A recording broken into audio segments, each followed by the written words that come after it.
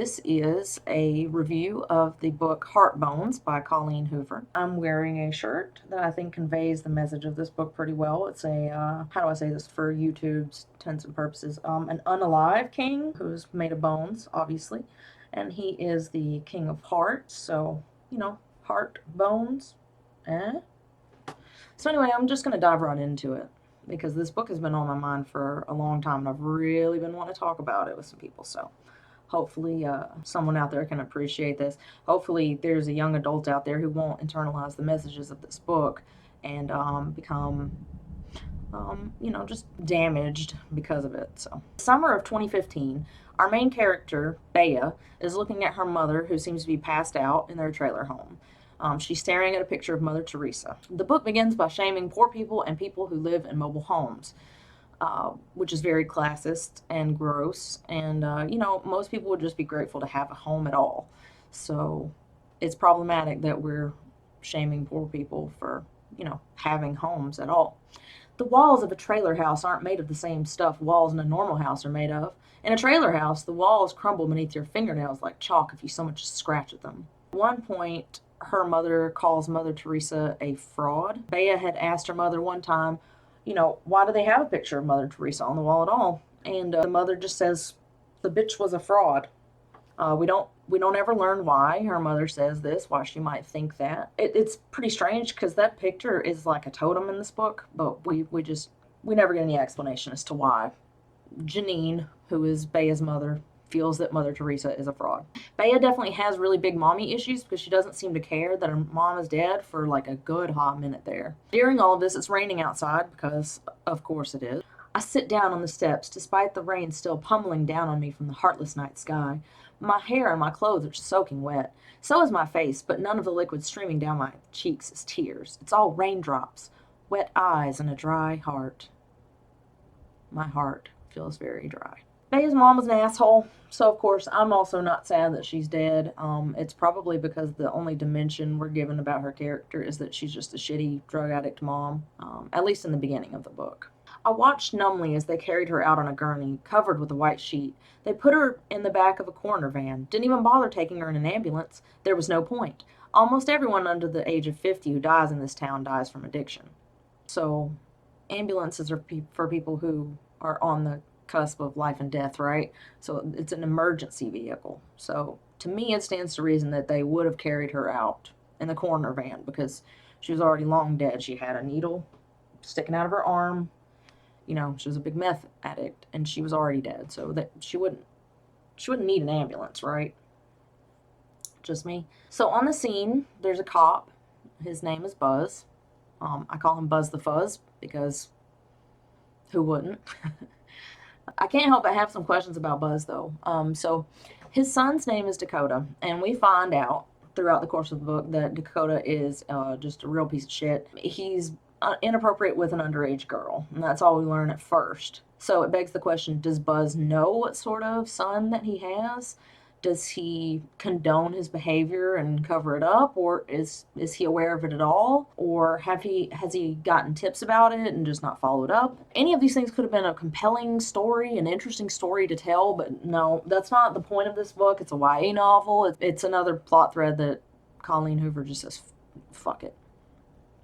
I wonder if Buzz knows what kind of son he's raised. Buzz seems like a decent guy. He's never given me or my mother too much shit. Sometimes he stops his car on his patrol through the trailer park. He always asks how I'm doing, and I get the feeling when he asks this, he half expects me to beg him to get me out of here, but I don't. People like me are extremely skilled at pretending we're just fine. I always smile and tell him I'm great, and then he sighs like he's relieved I didn't give him a reason to call Child Protective Services. So if he knew about her situation all this time, he clearly didn't care enough to intervene in any way. He could have called CPS at any time, the HR at any time, and gotten her out of her bad situation. He just didn't seem to care enough about it. It seems like bad police work in and of itself right there, regardless of whether or not he knows if Dakota's a piece of shit or not. Then we get an explanation of the way that drug addiction comes about in the town in which Bea and her mother live, and I love the description. I myself grew up in a rural area, a little country town, very small town in Alabama. And so as a result, I've seen a lot of drug use, drug addiction, and the pain that is associated with that, not only in the addict, but in the addict's family as well. So this description to me is it's very apt. Poor people with no way out of this town. People who end up working fast food until they're numb inside, and the fry cook offers them a hit of something that makes the rest of the shift feel like they're at a disco, and before they know it, they can't survive a single second of their miserable day without hit after hit, chasing that feeling faster than they chase the safety of their own child, until they're shooting it straight into their veins and staring at Mother Teresa while they accidentally die, when all they ever really wanted was an escape from the ugliness. And I think that's very appropriate because in a small town, there's not much to do. So you have to leave it in some way. And a lot of people don't feel like they have an escape or the resources or the means in order to get away from small town life. And so they escape through the use of drugs to try to alleviate some of that misery. And it's unfortunate when you see it. It's really sad.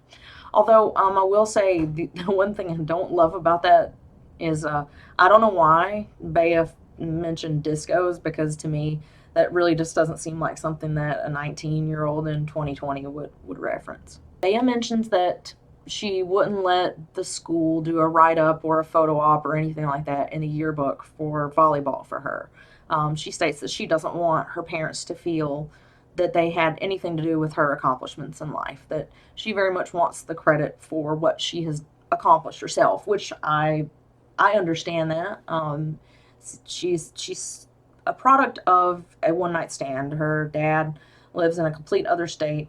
She just wants everybody to not make a big deal about her accomplishments because they're hers. What I don't understand about that is that if her parents were so uninvolved in her life as far as that goes, why would she feel the need to hide it so much? I mean, would her parents even bother to seek it out if they didn't care that much? So why the need for secrecy? Or maybe she just thought, well, maybe they'll come across it somehow, so I don't want anybody to find out about it. But Bea's constantly complaining about the fact that no one in her life cares about her. And it's pretty contradictory because in this next statement, we hear her talk about how the coaches were really very nice to her. My coaches made sure I had everything I needed as far as supplies, equipment, and a uniform. I was good enough that they weren't going to allow my financial situation to prevent me from being a part of the team. So that's really nice. I mean, she can't really afford the equipment and supplies and all of that. So the coaches buy it for her, which to me, you can't constantly complain about nobody being nice to you if these people are giving you everything you need in order to be an active member of a team. So therefore, she earned a full ride to Penn State with volleyball. In the beginning of the book, Bea seems so confident in herself and her abilities. She's determined. She's focused on her future. She knows what she wants. She wants to get out. She wants to, get away from small town living and the misery and the woe that has been associated with being poor in a small town. She knows she can depend on herself, if only for herself. Her landlord comes. He sucks. He's heartless. He serves her with an eviction notice right after her mom dies. So that feels really convenient and contrived as far as plot detail. There's a sudden pounding on the door that startles me enough that I let out a yelp. I spin around and see the landlord through the living room window. Normally I wouldn't open up for Gary Shelby, but I'm not really in a position to ignore him. He knows I'm awake. I had to use his phone to call the police. Plus, I kind of need to figure out what to do about this couch. I don't want it inside this house anymore. When I open the door, Gary hands me an envelope as he pushes his way inside to get out of the rain. What's this, I ask him. Eviction notice. If this were anyone but Gary Shelby, I'd be surprised. She literally just died. You couldn't wait a week? She's 3 months late on rent, and I don't rent to teenagers. I'll either need a new lease with someone over the age of 21, or you're going to have to move out. So she's like, can you give me a couple more months? I'm getting ready to go to college in 2 months. And he's like, no, your mom was already 3 months behind on rent, so you got to go. I'm going to give you a week. You got 1 week to figure your shit out. And she's like, well, I only have $27 and this $27 is not going to get me anywhere. So I don't know what to do. I don't know where to go. But then she calls her dad, who she's like, well, look, maybe he'll help me out with this because I'm going to be homeless soon. So he mentions to her, like, well, what number are you calling me from? Why aren't you calling me from the cell phone I got you? And she never knew that her dad sent her a cell phone, so it seems like her mom probably pawned it for drug money. But really, we don't get any payoff from that moment because she just barely seems to register it emotionally. And, I mean, I guess it makes sense since her mom died, but I mean, like, didn't she say that she didn't care about her mom dying, or like she was numb because her mom died? Whatever. He buys her a plane ticket and he tells her to go to the airport within 5 hours. She requests that he buy a one-way ticket since she isn't sure how long she wants to stay. It seems like he must care about her because he does what she asks. She asks Dakota for a ride. Dakota's a dirtbag. We found out more about why that is later on. But she's already in the text alluded to doing favors for him in exchange for money and rides. I hear people talk about good men, but I'm starting to think that's a myth. I thought Dakota was one of the good ones. Most of them just appear to be Dakotas on the outside, but beneath all those layers of epidermis and subcutaneous tissue, there's a sickness running through their veins. Oh, layers. Well, we'll get to layers a lot later. A whole lot. She takes the picture of Mother Teresa with her, and it's now an important totem, and we will see it again throughout the book. Chapter 2. Bea goes to the airport to meet up with her father. She states that she doesn't have any negative experiences of him that she can recall. So what bothers me is, if she feels this way, why did she never reach out to him for help? I mean, she said she was doing desperate things to eat. I understand if he's like a deadbeat dad. He's barely in the picture. He barely sees her. I understand being a little bit frustrated with that, or maybe just feeling like you can't reach out. But at the same time, if you don't recall any negative experiences with him, wouldn't you have reached out to him before this? I might just be too privileged to get it. I am made of steel now. Come at me, world. You can't damage the impenetrable.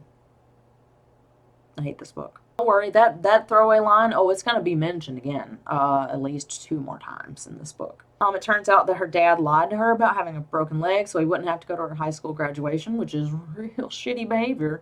I also don't like the way she talks about her dad's looks. I mean, I know it's been years since she's seen him, but she says even deadbeat dads can be good looking, I guess. Which to me, I was so scared because I was like, is this going to be like a Stephen and Elizabeth Liddell thing? Is that where this YA novel is going? But thankfully it's not that bad. Okay, I mean, like, it's bad. It's a bad book, but it's not that fucking bad, okay? She lies about the airport losing her luggage. She claims to us, the audience, that, you know, she's trading a lie for a lie, right? So, like, he broke his leg, and so she's like, oh, well, they lost my luggage, so that's a lie for a lie. But actually, when she called and told him that she was coming, she lied by omission by not telling her father that her mother is dead. That's 2 lies for 1 lie already. So she's the leading liar. On the 63-mile drive back to Brian, or her dad's name is Brian. On the drive back to his house, he talks to her about his new family, and he seems really annoyed that she doesn't remember anything about his recent life, even though supposedly they've barely spoken over the last 3 years and haven't seen one another at all during that time. She was invited to the wedding, but said she couldn't take off work. He seems to resent this situation just as much as she does. He seems to be annoyed, you know, even though he just lied about having a broken leg so that he wouldn't have to go to her graduation, and clearly doesn't have a broken leg. He's annoyed that she lied because she's like, I just didn't feel like going to his wedding, so I had to work, which honestly, tit for tat on that one. He asks her about her mom. She lies again by omission, so she doesn't reveal that Janine's dead at all. She just says she's better than she's been in a long time. And then she goes to sleep so she can avoid further conversation. Chapter 3. Bea wakes up and her dad tells her that they're on a ferry, which is headed to his wife's summer home. She's dumbfounded by this knowledge. She's like, you have more than one home? I've lived in a trailer. She realizes that her dad has money now and she hates people with money. So she's like, fuck that. I don't want you to have any money. You know, money would be the thing that would get you out of a miserable life, right? I mean, at least to some extent, you'd at least have access to food. Oh, and then there's the best line in the whole book, my very favorite one. Here it goes. I don't people well as it is, but I'm even worse at peopling with people who have money. I don't think I need to justify why I hate that, huh? She goes out onto the observation deck of the ferry so that she can get a look at the ocean for the first time in her life. If clear had a smell, this would be it. Okay. Then she's looking at the sky and she's just like, oh, it's beautiful. I can't even fathom the beauty of this moment. The sky is swirled with so many colors. It's as if the earth has written a poem using clouds, communicating her appreciation to those of us who take care of her. Humanity is a plague upon the planet, and Mother Earth would surely purge us if she could do so. Someone from the back of the ferry yells that there are dolphins, and while I would love to see a dolphin, I like the idea of going in the opposite direction of the crowd even more. Everyone at the front of the ferry are like June bugs to a porch light as they flock to the back. The grammar of that is just, what? So bad. So, do June bugs actually flock? Like, I know they got wings, like a bird, right? And, like, birds flock and everything, but I just kind of feel like bugs don't really flock, right? Again, just me. Leia finds a loaf of bread that someone dropped after feeding it to some seagulls. She reaches in the package and grabs a slice of it because she's so hungry. She sees a dude with a camera who appears to be taking photos of her. She thinks he's hot, and then decides, actually, I don't want to think that. So she just unhornies herself real quick. She's just like, oh, oh. And then she's like, I'm just going to turn that off. I don't want to be horny. That's my words, but, that's the gist of it. I can't believe I look like this, and I'm about to meet my father's new family for the first time. They're probably the type of women who go to salons to get their hair and nails done, and to doctors to smooth out their imperfections. They're probably well-spoken and smell like gardenia. I'm pasty and sweaty and smell like a mixture of mildew and grease from a McDonald's deep fryer. Okay, how do I even begin to dissect this? So, number one, I don't buy that Bea would care all that much. I mean, I know that she's 19, and I understand very well the insecurities of a 19-year-old young woman. You're insecure. You feel like, your imperfections are loud and out there for everyone to see, right? But if you're actually starving and you're restricted access from food, you're not going to care as much about the judgments of other people. And based on what we know about Bea, I don't believe that she would be as concerned about meeting these rich people as Colleen wants us to think. Another thing that bothers me about this is the "I'm pasty" line. Well, as you can see, I am clearly very pasty. Okay, right now, this look is like giving me 2008 like scene vibes, right? Like where you wanted to be pale, right? Like that was like the whole aesthetic. Everybody wanted to be a vampire and shit. There's nothing inherently wrong with being white, okay? And I can't believe I even have to say that. There's also nothing wrong with not being white, okay? Of course, I feel like there's no reason for me to, say anything to the contrary there either. But the "I'm pasty" bothers me because it takes me back to what I heard a lot of growing up. A lot of, and yes, coming from other white people. Oh, well, tan fat, it looks better than white fat. That is an actual line that I heard quite a lot growing up. And there's nothing wrong with wanting to tan yourself, just trying to feel more secure in your own skin. But the problem is with extreme tanning and with not realizing when you've had too much. I've seen a lot of women who are far too tan, who end up with skin cancer, melanoma, and really just look like leather. And I don't mean that to be derogatory or mean. It just looks unhealthy, and it makes me sad because I feel like societally, at least when I was growing up, it was, you need to tan to be pretty. Oh boy, I could sit here and unpack that for a long time, but I think this video is probably going to be long enough on its own. Basically what I'm saying is beauty comes in all forms, shapes, sizes, colors, nationalities, everything. So to tell someone to tan themselves to the point of skin cancer is a big issue. And I would be remiss if I didn't call that out. Bea's been looking at her reflection in the bathroom, and when she leaves it, there's camera guy all of a sudden. He hands her a $20 bill. I look from the money back up to him, realizing what he's offering. We're near a bathroom. He knows I'm poor. He assumes I'm desperate enough to hopefully drag him into the bathroom and earn the $20 he just slipped into my hand. She assumes he wants her to earn that 20 with a blowjob, which is a wild assumption just upon first reading of the text, right? Because you don't have all the context that comes after it. So you're just kind of like, why would you even think that? I mean, sure, she's alluded to doing favors for rides, but it just seems kind of crazy that she would immediately jump to that, right? This guy was taking pictures of you. I mean, I know her self-worth is not great because she is of a lower economic status again.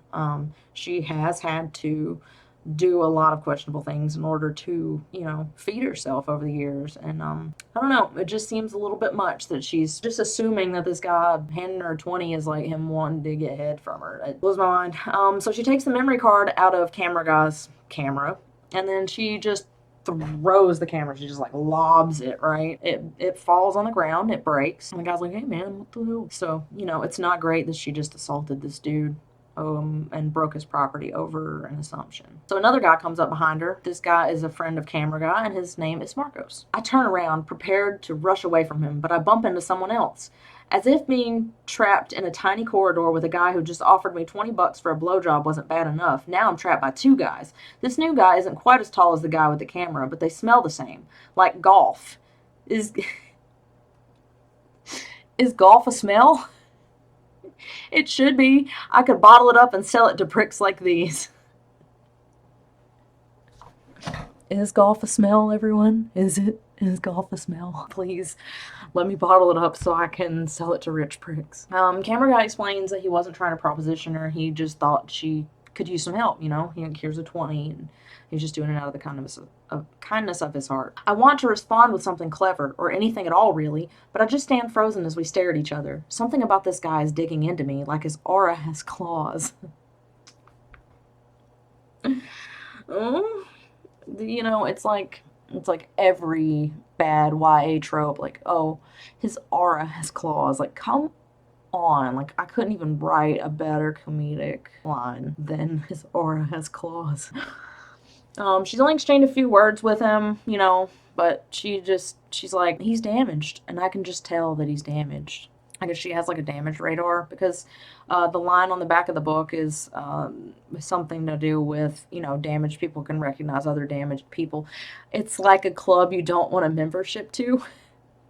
So he asks for his memory card back. She gives him back the 20, and she's like, buy a new memory card then. She just dips out back to the car to go find her dad. She's like kind of getting a little bit randy whenever Camera Guy and his friend Marcos walk by, which is really weird because you thought this guy wanted to pay you for a blowjob after he was taking a bunch of pictures of you, being that's a real creeper, I don't think most people get horny because there's a guy taking pictures of them. It doesn't compute. Oh, and of course Marcos is her new stepsister Sarah's boyfriend, because of course it's convenient for the plot. Chapter 4. Bea arrives at her father's summer house and meets his new wife Elena. She's as pretty and manicured as Bea had feared, and the house smells nice, though peculiar. I don't know why Bea finds it peculiar. It sounds really nice. Hi, I step into the house. It smells like fresh linen and bacon. What a strange pairing, but even a linen/bacon combination is a nice change from the mildew and cigarette smoke our trailer always smelled like. Bea meets Sarah, which is her new stepsister, and spoiler alert, the very best character in this whole book. You can't change my mind. My room is across the hall, Sarah says, pointing at the door we just came through. Then she tosses a hand toward two doors that open up to a balcony with an unobstructed view of the beach. This room has the nicest view in the whole house. There must be something wrong with it if it has the nicest view, yet no one chooses to stay in this room. Maybe the beach is too loud and active in the mornings and this room feels the brunt of it. So if you had just seen the ocean for the first time and you were poor, you had very limited access to food. You probably never conceived of ever seeing the ocean in your life, right? And suddenly you have this family who, you don't know well at all. You just met two of the members, and this new stepsister of yours was like, this is the best room in the house. You're gonna be ungrateful and be like, there's got to be something wrong with it. I think most people would just be grateful. They'd be like, wow, this is simultaneously one of the worst and best times of my life right now. So, of course, we have the obligatory weight discussion. It only happens a couple of times throughout the book, thankfully. I'll just read the passage for you, okay? What size are you? She yells from across the hall. I move to my doorway and can see her digging through a dresser in the other bedroom. A 2, I think. Maybe a 4. I see her pause for a moment. She looks across the hall at me and nods tightly, like my answer disturbed her in some way. Being as skinny as I am isn't something I strive for. It's been a constant battle trying to consume enough calories to maintain the energy I need for volleyball, while also not having as much access to food as most people. I'm hoping before the end of the summer I can put on some much-needed weight. Well, I'm not a 4. Sarah says, walking back into my room. Triple that, actually. But here are some shirts and 2 sundresses. She hands me the stack of clothes. I'm sure they'll be baggy on you, but they'll work until you get your stuff from the airline. Thanks. Do you diet? She asks, looking me up and down. Or have you always been this skinny? Now, as someone who's been on both sides of the weight issue, right? I've been extremely skinny, malnourished. Back in college, I was eating maybe a meal a day. I was struggling to balance schoolwork and physical work in order to just skate by and try to keep myself fed enough to go throughout every single day. And I've also been on the other end of it where I would eat everything in sight, and so I gained a lot of weight. It was really unhealthy, and so triple the size of a 4 is currently where I am now. That's a 12. These are all arbitrary standards that somebody made up.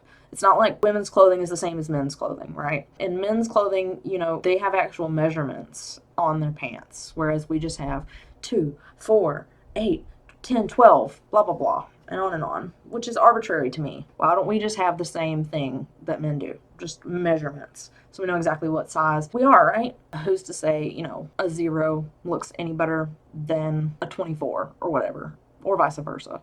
Everybody's beautiful in their own way. And as long as you're healthy, your size does not matter. Your size does not dictate your worth, ever. Sarah tells Bea that she wants to hook her up with Samson, the guy next door. They look out the window and see him macking on another girl. They, for some reason, keep watching this. I don't know why they just keep watching him make out with this chick, but okay. It makes Bea wonder if he offered that girl $20. So yeah, Samson is camera guy. Confirmed. It's still a big problem that she's like, I wonder if he offered her $20. Like, why do you care? He told you he wasn't propositioning you, so why is this such a hang-up for you? And at this point, again, we don't know why this would be such a big hang-up for her, so it's frustrating. So yeah, she still thinks he was just trying to get some head from her, even though he told her, I'm just trying to help you out, because it just seemed like you were struggling. Like, he saw her getting the bread from the ferry and just like desperately trying to eat because he was a fucking creeper taking pictures of her. Yeah, so she's like, oh yeah, I want to set you up with Samson, even though he's making out with somebody else that they're just staring at.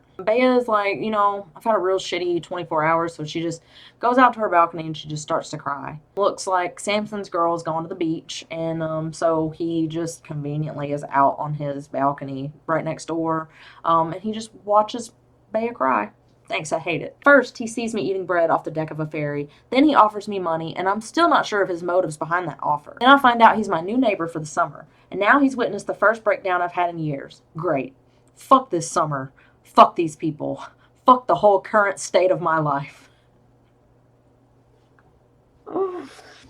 Fuck the whole current state of my life. Bea tells us about her first kiss at the age of 12. Her mom had a guy over the night before this happened, and he woke up to the smell of the eggs that Bea was making. It was their last 2 eggs. It was a Saturday morning. I was standing at the stove about to cook scrambled eggs. I didn't hear my mother return home the night before, so I assumed I was in the house alone. I had just cracked 2 eggs into a pan when I heard my mother's bedroom door open. I looked over to see an unfamiliar man walking out of her bedroom holding a pair of work boots. He paused when he saw me at the stove. I'd never seen him before. My mother was always in a new relationship or a new breakup. I did my best to stay out of her way, whether she was falling in love or getting her heart broken. Both were equally dramatic. I'll never forget the way the man looked at me. It was a slow gaze, from head to toe, like he was hungry and I was a meal. It was the first time a man had ever looked at me like that. I instantly felt the hair on my arms rise, and I immediately turned my attention back to the stove. "You not gonna say hello?" the man asked. I ignored him. I was hoping if he thought I was rude, he'd leave. But instead, he walked into the kitchen and leaned against the counter next to the stove. I was focused on stirring the eggs. "You make enough for me?" I shook my head. "We only had 2 eggs." "Sounds like just enough. I'm starving." He walked over to the table and started putting on his work boots. I had finished scrambling the eggs by the time he had his boots on. I didn't know what to do. I was hungry, and they were our only 2 eggs, but he was sitting at the table like he expected me to feed him. I didn't even know who the hell he was. I transferred the eggs to a plate, grabbed a fork, and tried to rush out of the kitchen toward my bedroom. He reached me in the hallway, grabbing my wrist and pushing me against the wall. "Is this how you treat guests?" He grabbed me by the jaw and kissed me. I was struggling to get away from him. His mouth was painful. Stubble dug into my face and he smelled of rotten food. I kept my teeth clenched tight, but he just kept squeezing my jaw harder, trying to pry my mouth open. I finally hit him upside his head as hard as I could with the plate of eggs. He pulled back and slapped me. Then he left. So he was her first kiss because he was a gross pedo. And I hope he dies. We never find that out in the text, but off screen, I hope he died horribly.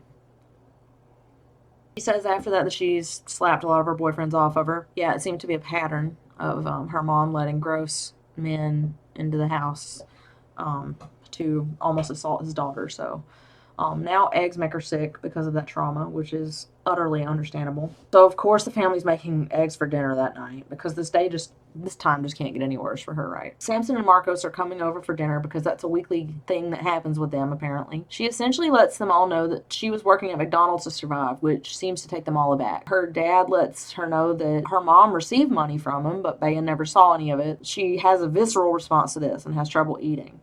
But she notices that Sarah is already mirroring her eating habits. So again, there comes that message of, oh, you're skinny, you're attainable. You're what I want to be. Again, as someone who has been that skinny because they couldn't eat as much as a lot of people, and especially not as good as I'm eating now. Yeah, that's not an attainable goal to have. But growing up, a lot of us were told, skinny is desirable. Skinny is what you want to be. Skinny is what you strive for. The models are just like stick thin, rail thin, right? And so that's what the goal for young women was supposed to be back then. And thank God we've moved away from that a lot as a country, because it's not healthy to tell everyone that they need to be a certain size. It's unattainable, it's unhealthy, it's unrealistic. I'm really glad that's not something that happens as much anymore in the beauty industry, at least. So the 4 teenagers all agree to go to Walmart and get Bea what she needs. On the ferry ride over, Samson and Bea have a conversation in which she lets him know that she's not interested in him, and he remarks that he doesn't recall expressing interest in her either. She basically lets him know that, they're not meant to be friends because people like him can't be friends with people like her. He seems a little bit, I don't like that comment. He doesn't really say much. He just kind of shrugs it off like, I don't even know why you feel that way. So then she starts to think, well, maybe I was wrong about him and I'm judging him too harshly in this situation. Chapter 6. Bea quickly lets Sarah know how serious she is, that she had to steal a lot to survive to grow up. She admits that her mother used all the child support money on drugs instead of things that would help her daughter. Sarah asks why Bea never told Brian any of this, to which Bea responds that it was more his responsibility to check on her more often. Which is fair. I mean, he's the adult, she's the child. He should be saying, are you all right? Is there anything I can do for you? How are things with you? And that's fair, but it could have helped her to speak up at some point if she didn't have any negative experiences of him from her childhood. You would think that, again, I mean, I've said this before in this book already, but you would think that she would have had some inclination to just say, hey, things aren't great here. Could you maybe help me out? We never see any evidence that she's tried and failed to reach her father in this regard, which I think would have given us much more of a reason to understand her motivation for this behavior. But since we don't get that, we don't understand why she doesn't feel comfortable. Thanks, Colleen. They go to buy bathing suits. We'll soon have another obligatory discussion about the weight of young women, which is so soon after the last one. And it's not that I hate the message behind that, right? And I think that she's trying to go about it the right way. I really do think that she's not intending anything bad with any of this. Again, your body type, your weight does not dictate who you are as a person, what your worth is as a human being. It never has, it never will, it never should. What bothers me is how thinly veiled this discussion is. There's no subtlety. I'll just read it. I put on the bikini first. The top is a little big, but I hear the boobs are the first place you gain weight, and I'm sure I'll be gaining weight this summer. I walk out of the stall and stand in front of the mirror. Sarah is sitting on a bench looking at her phone. She glances up at me and her eyes widen. Wow, you could probably even go down a size. I shake my head. No, I plan on gaining weight this summer. Why? I'd kill to have a body like yours. I hate that comment. She's staring at me in a pouty way. It makes me think she's internally comparing our bodies, pointing out things about herself she deems as flaws. Your thighs don't even touch, she whispers, almost wistfully. I've always wanted a thigh gap. Okay, so the thigh gap thing, right? A thigh gap is only good for the summertime when your thighs are sweaty and they stick together. Totally fine for your thighs to touch one another. It's just uncomfortable in the summer when they rub together. But it's not the end-all be-all. I shake my head and walk back into the stall. I put on the second bathing suit and pull a pair of jean shorts over it to make sure they fit. When I walk out, Sarah groans, "My God, you could pull off anything." She stands up and positions herself next to me. She stares at our reflections in the mirror. She's only about 2 inches shorter than I am, fairly tall herself. Sarah turns to the side and rests her hand on her shirt, right over her stomach. How much do you weigh? I don't know. I do know, but telling her my weight would only give her a goal she doesn't need to chase after. She sighs, sounding frustrated. She plops back down on the bench. I'm still 20 pounds shy of my summer goal. I just need to try harder, she says. What's your secret? It just seems like she's developing an eating disorder, and I don't want to see that for her. I don't want to see that for anybody. Chasing an unattainable, an unrealistic goal, that's just arbitrary anyway. What matters is how you feel about yourself, and that's it.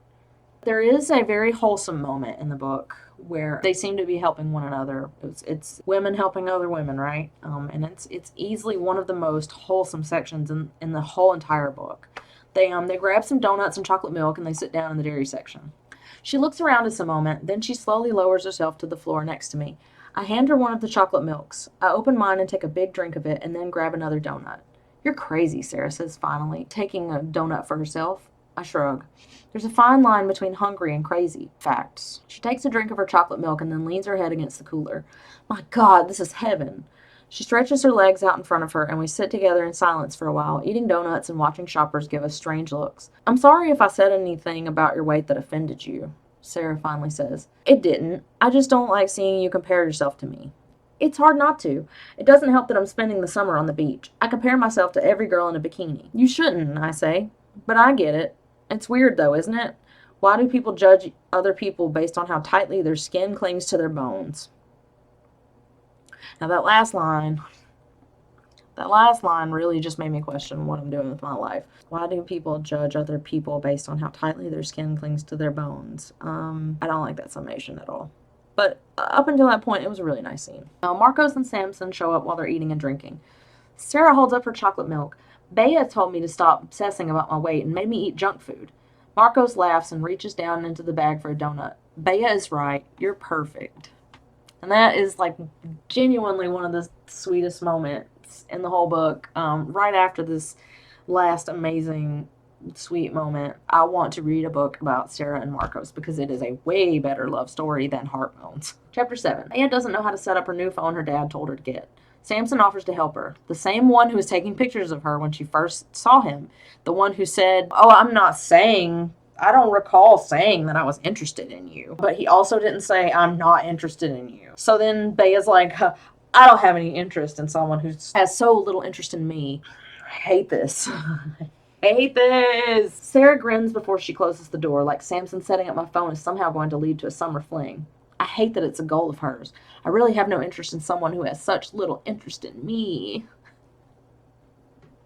I don't know why I did that voice. I don't know. It just feels like she's whining. I hate it. She asks why he was taking pictures of her, and he tells her it was because of how she was looking at the ocean like it was the first time she'd ever seen it. He asks where she's from, and she tells him. When she asks in return, he freaks out and leaves. And I don't know why this isn't a red flag to her immediately. Like, you ask him one little detail about himself, and he's like, I can't talk about this. I gotta go. I can't talk about it. What? Where's back home? It's a simple question, but it sets my skin on fire. It's a question you ask someone you want to get to know better. I clear my throat. Kentucky, I say. What about you? His eyes linger on me for a quiet moment. Then he looks away and grabs the door handle as if opening up a conversation with me is something he immediately regrets. I'm going to get some fresh air, he says, opening the door. He closes it and walks away from the car. I should probably be offended by his strange reaction, but I'm not. I'm relieved. I want him to be just as disinterested in me as I am in him, or at least as disinterested in him as I'm trying to be. So Bea calls her friend Natalie, that she's mentioned maybe once or twice before this, and this is 75 pages into the book, right? And the book's only I think 200 and some odd pages. I'll have to look that up, but at any rate, so it's pretty significant way into the book, right? She says something uncharitable about Sarah, just basically calling her a mean girl, really. Just be like, I don't know what to believe about how genuine she is and blah, blah, blah. So, of course, Samson overhears her on the phone with her friend Natalie, and he's just like, well, just so you know, Sarah was nice enough to give you the best room in the house, which was her bedroom initially. So, of course, that makes Bea feel like shit. By the way, I think we maybe hear about Natalie again once in the rest of the whole entire book. So anyway, it's very contrived, and it doesn't go anywhere from there. Chapter 8. Bea leaves her room to get a snack, and her dad wants to talk. He apologizes for not coming to her high school graduation. He admits that he hasn't been the best parent, and she agrees. Then this situation, which could have been an emotionally rich or even just a deep one in general, abruptly ends when Sarah's like, "We're going to the beach." So then Bea and Samson talk. It's boring. I don't care. But we do get a little bit of foreshadowing, which is the only reason I even bring that up. Do you live in your house alone? I don't really consider that my house, but yes, I'm the only one who stays there. Are you in college? I ask. He shakes his head. Taking a gap year. I laugh under my breath. I don't mean to, but that answer is so out of touch with my reality. He raises a brow, silently questioning why I'm laughing at his answer. When you're poor and you take a year off after high school, you're throwing away your future, I say. But if you're rich and you take a year off, it's considered sophisticated. They even give it a fancy name. Based. Bea implies that Samson is deep because of the way he stares at the ocean. Okay. Cadence, the girl that Samson was kissing earlier, that, she and Sarah just stared at while they were making out. She comes out of the water with this dude named Bo. Don't worry, we're all going to hate him later. I'll just go ahead and let you know. Cadence plops down on Samson's lap. Bea feels a little bit jealous of this because she's a rube. When they get closer, I realize that she's the girl Samson was kissing in his kitchen earlier. She's eyeing me as she makes her way over. The closer she gets, the prettier she gets. She doesn't sit in a chair. She sits right down on Samson's lap. She stares at me like she's expecting me to have a reaction to the fact that she's now using Samson as her personal chair. But I'm good at hiding what I'm feeling. Why am I even feeling anything at all? Yes, I think that's called you're horny. We find out from Sarah that Samson is going to the military once his gap year is up. Bea goes to bed, but before she falls asleep, she puts up that Mother Teresa picture in her room. See? It's now her totem. Chapter 9. Samson set an alarm on her phone instructing her to look at the sunrise at 5:59 a.m. when he was setting it up. She goes out to look at the sunrise, but the sun's barely visible. There's a storm rolling in because of course there is. Samson's watching her watch the storm, which is super gross, super creepy, but Bea sure seems to like it, so. Chapter 10. Bea stays in her bedroom for the majority of 3 days. Sarah and her dad keep checking on her during this time. Bea is beginning to like Sarah. She has a good energy. Sometimes I feel like a black hole around her, like maybe I'm sucking all the life out of her by just being in her innocent presence. Agreed. Every morning of those 3 days, Bea goes to look at the sunrise, and Samson just watches the sunrise with her, but he's, at his house. Okay, romantic, I guess. Maybe I just don't understand romance. Samson leaves his house and is gone for most of the day for those 3 days. She watches his house the whole time, just from her bedroom, which is not at all healthy, but at least she actually realizes it, and so she decides to leave the room. Sarah comes in and tells Bea that she has to fast track their friendship because she wants Bea just to feel better. So they begin asking each other questions and they start to bond with one another. Sarah's in love with Marcos and she believes that they're going to get married once college is through. Sarah mentioned how there's a large part of Bolivar Peninsula referred to as Zoo Beach. Vehicles are allowed on the sand as well as golf carts, so it's constant traffic and a constant party. The area where Sarah lives still sees some of that traffic, but it isn't nearly as busy as certain parts of the peninsula. But just a couple of miles down from Sarah's house begins a whole different world. Not necessarily a better one. I guess that would depend on the mood you're in, but my mood right now certainly isn't loud music and toxic masculinity. So irony with that. It'll come up more later in the book, but of course, since this is a young adult novel, I guess I can just speak on the tropes in general without giving anything away. Young adult novels tend to focus on women finding their worth, or young women, I suppose you could say instead, finding their worth through a man. They don't have minds of their own. They take worth from whatever man is in their life. This toxic masculinity that she refers to, it just feels like a buzz phrase. I don't buy it. But you'll see why I feel that way more later on in the text. It'll become more apparent, but just for now, suffice to say that the trope of young women finding their worth in men, this line is super ironic. But she goes to Zoo Beach, and there's these unsavory youths who are tossing a hamburger around while there's a starving dog nearby. They're like small-time comic book villains almost, with like the hee hee hee. You can't have this burger, little dog. Which, who's gonna do that? I've never seen anyone in life like just be like, oh, this dog's starving, let me just torture it with a fucking hamburger. But they're never mentioned again. They're just there so that Bea can take the hamburger away and give it to the dog. The dog follows Bea because she fed him. He's a very good boy.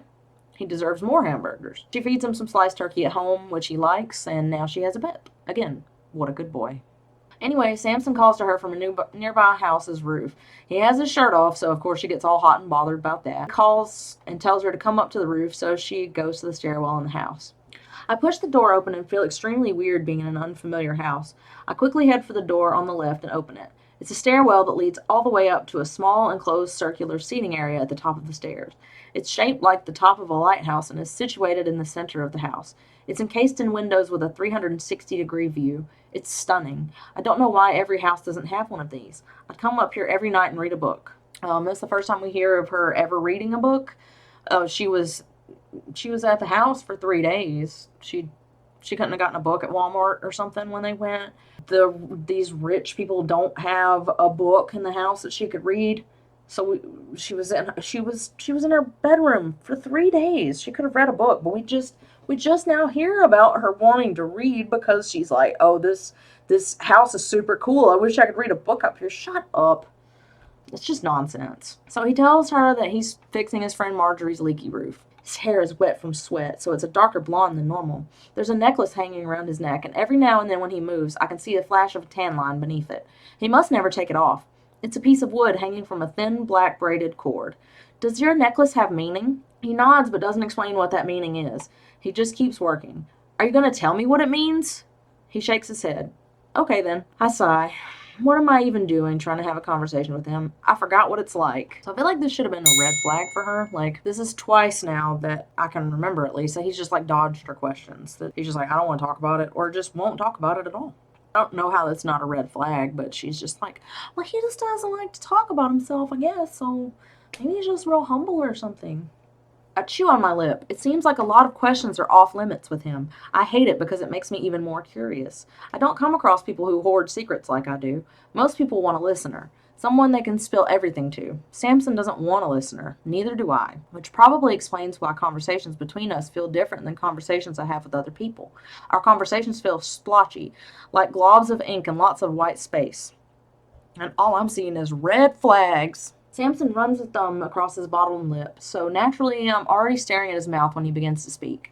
There was this fisherman who used to come around a lot, he says. His name was Rake. He lived on his boat and would go up and down the coast from here to South Padre. Sometimes he'd anchor his boat right out there and swim up to the beach and join random people at their cookouts. I don't remember a whole lot about him, but I remember he used to write poems on scraps of paper and give them to people. I think that's what fascinated me the most about him. He was this fearless fisherman who wrote poetry. He smiles when he says that. I remember thinking he was some kind of untouchable mythical creature. Samson's smile fades, and then he pauses for a moment. Hurricane Ike hit in 2008. It destroyed most of the island. I was helping with the cleanup, and I found Rake's boat toward the end of the peninsula in Gilchrist. Gilchrist? How do you say that? I'm sorry if I fucked that up. It was in shreds. He fingers his necklace, looking down at it. I took a piece of the boat and made this necklace out of it. He keeps his fingers on his necklace and looks back out at the ocean, sliding the piece of wood back and forth through the cord.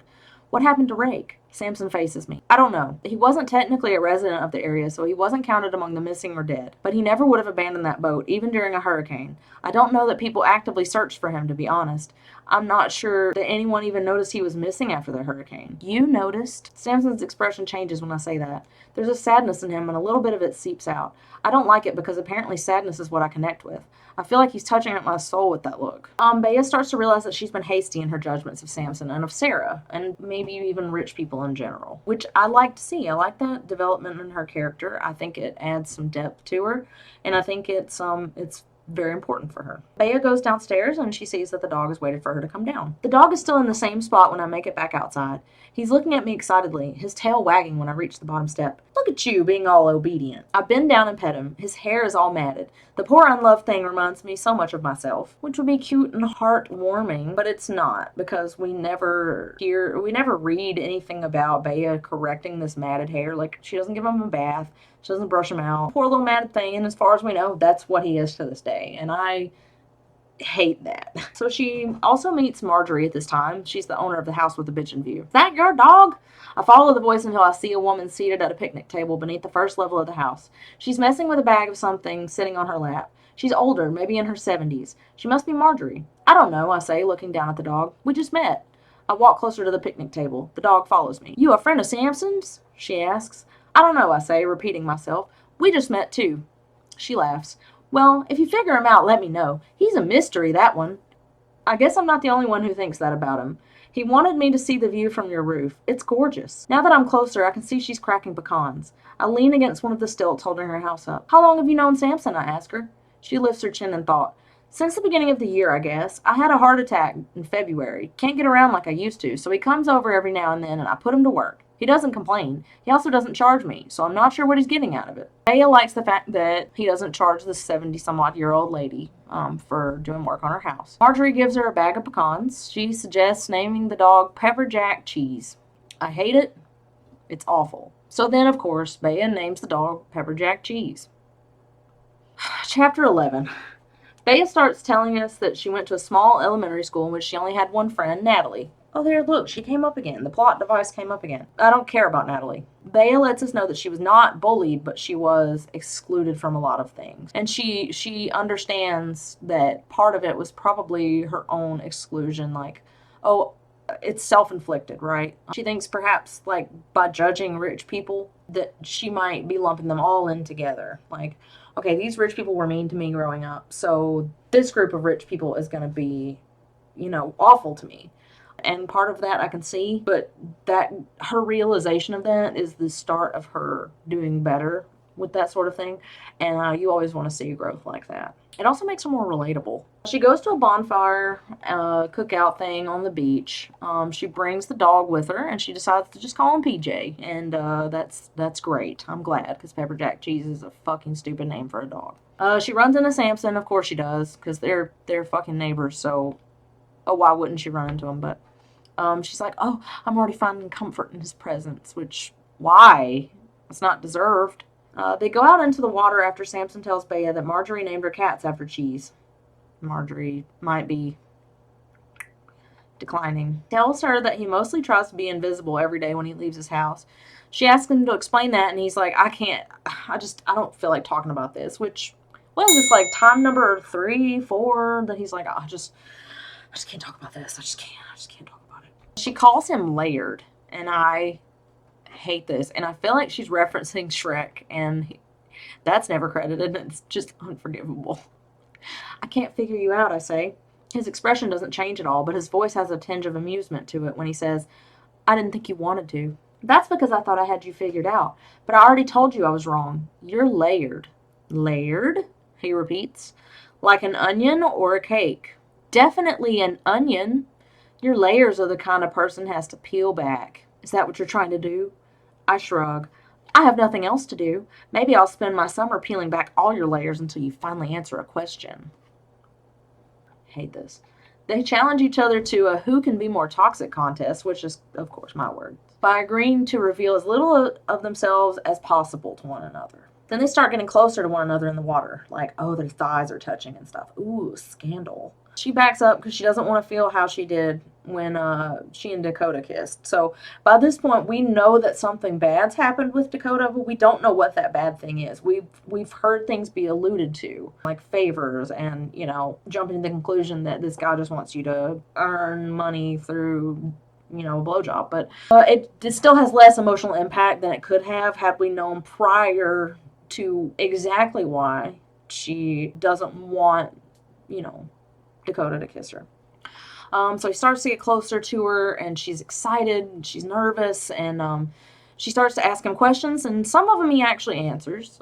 He tells her that he's had his heart broken by Daria. Bea gets jealous about that, like, well, I've never been in love with anyone before, and I've never even been loved by anyone. Anyway, they're getting chills from it. They're just like, oh yeah, it's like all hot and heavy and whatever. They learn that they're similar people. I didn't think there were many people in the world like me, he says.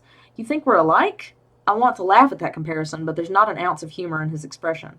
I believe we have a lot more in common than you think we do, Bea. Well, she might know that if you would answer a fucking question, dude. You think you're as alone in this world as I am? He folds his lips together and nods his head, and it's the most honest thing I've ever seen. I never would have thought someone so well off could have a life as shitty as mine, but I can see it in the way he's looking at me. Everything about him suddenly seems familiar to me. He's right. We are alike, but only in the saddest ways. My voice comes out in a whisper when I say, when I first met you on that ferry, I could tell you were damaged. There's a flicker of something in his eyes as he tilts his head to the right. Now, by the way, what does that look like? Like, this is my right. Or is he tilting it? Why do they always tilt their heads in these books? You think I'm damaged? I'm damaged after reading this fucking book. They almost kiss, and thankfully Bea gets stung by a jellyfish. He takes her to the outside shower at her house and gets some vinegar to help with the pain. She moans in pain, and I think it makes him horny. I really don't know how that's not a red flag. Like, big fucking time. When he starts to spray the vinegar on my leg, it feels like tiny knives stabbing me in the fleshiest part of my thigh. I close my eyes, pressing my forehead against the wooden shower stall. I moan in agony. Oh, God. Bea, Samson says, his voice strained and deep. Please don't make that noise. I'm in too much pain to dissect that comment. All I feel is pain on top of more pain when the vinegar hits my skin. Samson, it hurts. Please stop. Not yet, he says, spraying down my leg to ensure he gets all the sting. It'll feel better in a second. He's a liar. I want to die. No, it hurts. Please stop. I'm almost finished. His dad hears all of this, right? And he punches Samson in the face. So, good job, Brian. Chapter 12. Brian starts talking about safe sex in front of Samson, whose face he just punched because he thought that this dude was raping his daughter. And it was really at this point in the book that I was just like, I'm really not okay. I'm really not okay. I do like that the family's safe sex focused and sex positive, which is nice to see. But oh my God, did this really have to be this awkward? She looks through the pictures on the memory card because there's a lot of her apparently, more than she thought there would be, and I'm still not sure why this is not a red flag for her. She looks through the pictures and she's like, oh, well, he must like just taking pictures of sad stuff, right? But she still somehow comes to the conclusion that he must be a decent human being because he didn't take pictures of her eating the fairy floor bread. Like, what? How does that make him a good person? He's taking pictures of a stranger. And you're like, oh, well, he just likes sad stuff. So how does that make him decent? I fail to see the correlation here. Maybe, again, I'm just too privileged to get it. I don't know. She goes over to his house and she finds out that he actually lives a really minimalistic lifestyle. Ooh, intriguing. So she lets him know that about her true feelings for volleyball. Is volleyball your passion?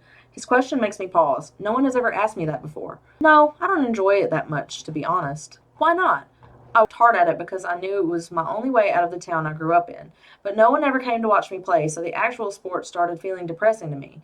All my other teammates had parents at every game cheering them on. I've never had anyone, and I think that prevented me from loving it as much as I could have. I sigh, spelling more of my thoughts out loud. Sometimes I wonder if I'm doing the right thing by subjecting myself to 4 more years of it. Being on a team with people whose lives are so different from my own sometimes makes me feel even lonelier than if I weren't part of a team. You aren't excited to go? I shrug. I'm proud of myself for getting the scholarship, and I was excited to get out of Kentucky. But now that I'm here and I've gotten the first break from volleyball I've had in years, I don't think I'll miss it. I'm starting to wonder if I should just stay here and get a job. Maybe I'll even take a gap year. I say that last part with a hint of sarcasm, but it's starting to sound very appealing. I've spent the last several years working my ass off to get out of Kentucky. Now that I'm out, I feel like I need to take a breather, reassess my life. So that little part there at the end shows a big shift in Bea's character, right? So she's gone from nobody loves me, nobody helps me, everything in my life is terrible, and I'll never be able to trust people properly, and yada yada, so on, so on. Now suddenly she's entertaining the idea of a gap year. She doesn't seem to have any awareness that there has been a shift at all in that regard. I know it would be hard to accept after being of such a lower economic status, right? Like it'd be hard to accept that, oh, now I could have the means to a better life. There's just no acknowledgement that she's even had a shift in her character at all. They start to make out, even more uncomfortable upon the second read. You would think I'd be numb to it by now, but no. I'm not impenetrable against his mouth. I'm vulnerable, and I feel my guard lowering. I'd give him all my secrets right now, and that isn't me. His kiss is potent enough to turn me into a girl I don't recognize. I love it, and I loathe it. I only loathe it. See, it came back up, the impenetrable thing, and again, it's not the last time that we're gonna hear of that, so. Great. Bea starts to think about Dakota again, and she pulls away, breaking the kiss with Samson. I'm not sure I can handle being a throwaway to Samson like I was with Dakota. I'd rather not be kissed at all than allow that to happen again, only to look out my bedroom window tomorrow night and see someone else in this same spot, feeling the same things he's making me feel right now. The same things Dakota made me feel right before he pulled away and ruined the next few years of my life with one gesture. God, what if Samson pulls away and looks at me like Dakota looked at me that first night in his truck? The thought makes me nauseous. I need air. Fresh air. Not air from his lungs or the sterile house. I end the kiss abruptly, without warning. I push against Samson and slide off the island, leaving him confused. I avoid his eyes as I walk straight for his door. I go outside and grip the balcony railing, gasping for air. I've been through enough in my life that I don't want a guy to change the things I like about myself the most. The irony, as you'll see as we go along. I've always been proud of my impenetrable resolve, but he somehow infiltrates me like I'm full of holes. Dakota never reached this far inside of me. I hear Samson walk outside. I don't turn around to face him. I just inhale another deep breath and then close my eyes. I can feel him next to me, though. Quiet, brooding, sexy, secretive. All my favorite ingredients in a guy, apparently. Again, why a trope? Why did I stop the kiss then? I think maybe Dakota ruined me. Just as a side note, in case anyone's ever been in a similar situation, I fortunately have never been in a situation like that, where, well, she'll talk about it, but basically, she tells him about her trauma with Dakota, and he would pay her to, provide sexual favors, I should say, I guess. He was 18, she was 15. Young adult to a child. That's a child. 15 is a child. And it'd be great if he would get some comeuppance, but sadly, we never get such catharsis in this book. She has internalized this as her being worthless because she's had to trade favors in order to feed herself. And just in case anyone out there has had to go through anything like that, it was not your fault. I know that it must be probably very hard to heal from something like that, and it may take a long time, but just know it wasn't your fault, and no one should ever take advantage of someone else in that regard, or any regard, really, especially not at such a young age. My God, I'm just a ball of fun, I say, rolling my eyes. You probably are. Hell, I might be too. We just have too much piled on top of us to know what we're like when we're not under pressure. I nod in complete agreement. Sarah and Marcos are fun, but me and you, we're just depressing. Samson laughs. Not depressing, we're deep. There's a difference. If you say so. Yeah, if you say so. Because I definitely don't say so. They're the worst. Bea comes home and eats ice cream with Elena, who convinces her to get on the pill and tells her that she'll make an appointment for her the next day. And then Sarah and Bea start to talk. Did you even try to flirt with him? She asks, sitting back up. It doesn't take much for Samson to put his mouth on a girl. If it has boobs and it's breathing, it's good enough for him. My stomach catapults to the floor with that comment. Is that supposed to make me want him more? Because it doesn't. And it shouldn't. I'm exaggerating, she says. He's hot and he's rich, so girls just tend to throw themselves at him, and sometimes he catches them. What guy wouldn't?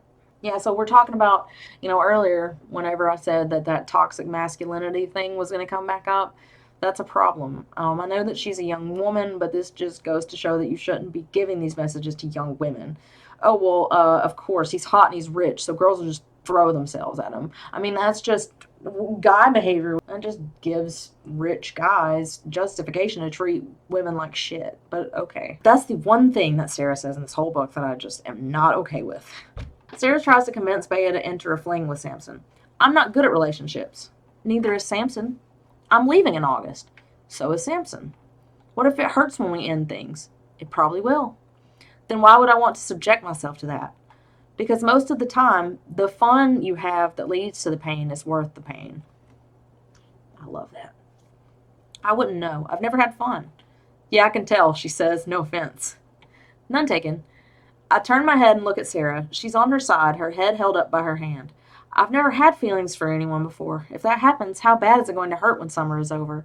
Sarah shakes her head. Stop it. You're thinking too far ahead. Summers are for thinking about today and today only. Not tomorrow, not yesterday, today. So what do you want right now?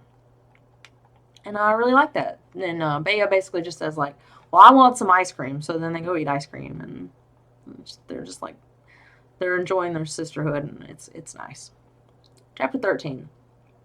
Bea wakes up to go watch the sunrise. She can't get a glimpse of Samson on his balcony because, surprise, Samson's on her balcony. What? He jumped over from his house. He hurt and bloodied his arm. Fucking dramatic. Bea goes to let Samson out of the house when her dad sees them coming out of her room. She explains that he didn't stay the night. Then she accidentally tells him about her scholarship to Pennsylvania. He tells her that he's proud of her, but it just makes her feel worse because she's like, well, you didn't help me attain that, and you didn't seem very interested in it in the first place. So she's like, well, I survived my childhood on my own. Chapter 14. Samson and Bea are at the beach. Sarah has just recently gone off with Marcos somewhere, and she thinks that Samson is asleep. I roll onto my side and rest my head on my arm, and I stare at him for a while. I know very little about the pieces that make him up as a whole, but I feel like I know what kind of person all those pieces have made him. Maybe you don't have to know a person's history to realize who they are in the present, and who I've started to realize he is on the inside makes him even more attractive on the outside. Attractive enough that I think about him almost every waking second. You don't know him, though. You don't know the pieces of him properly. You don't know the whole of him. It's okay not to know everything about your partner. It's great to have an air of mystery there. It's not healthy to want to know everything about your partner, really, but you should probably know, like, their last name or something, and oh, he's so attractive that I think about him every waking second.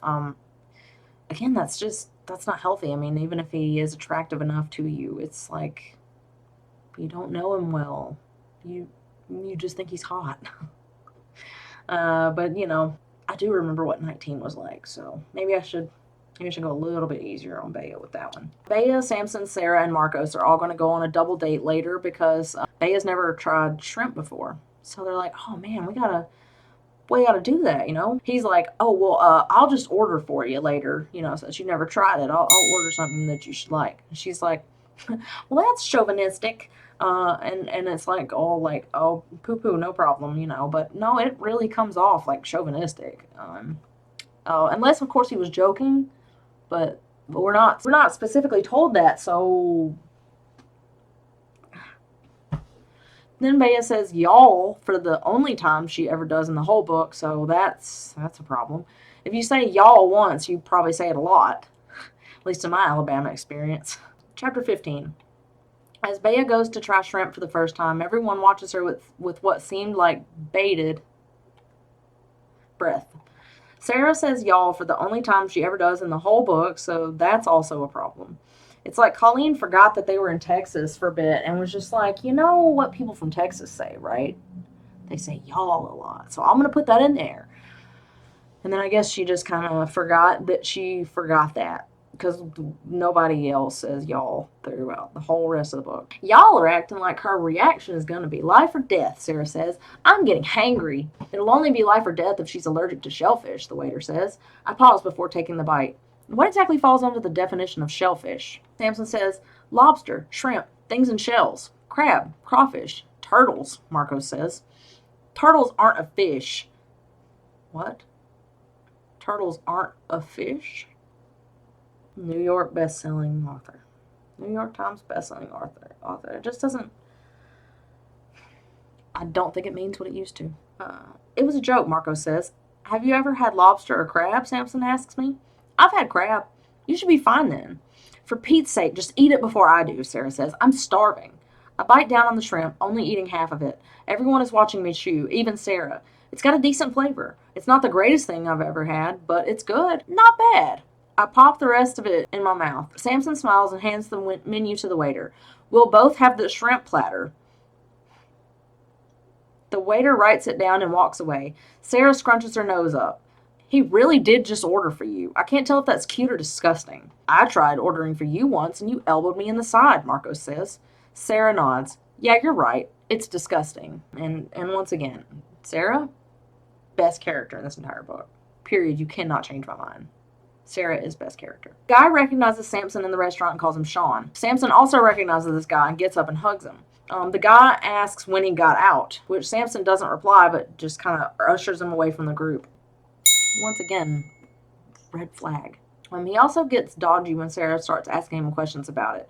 Everyone else sides with Samson, though, which I mean, why? They say that they don't really know him all that well.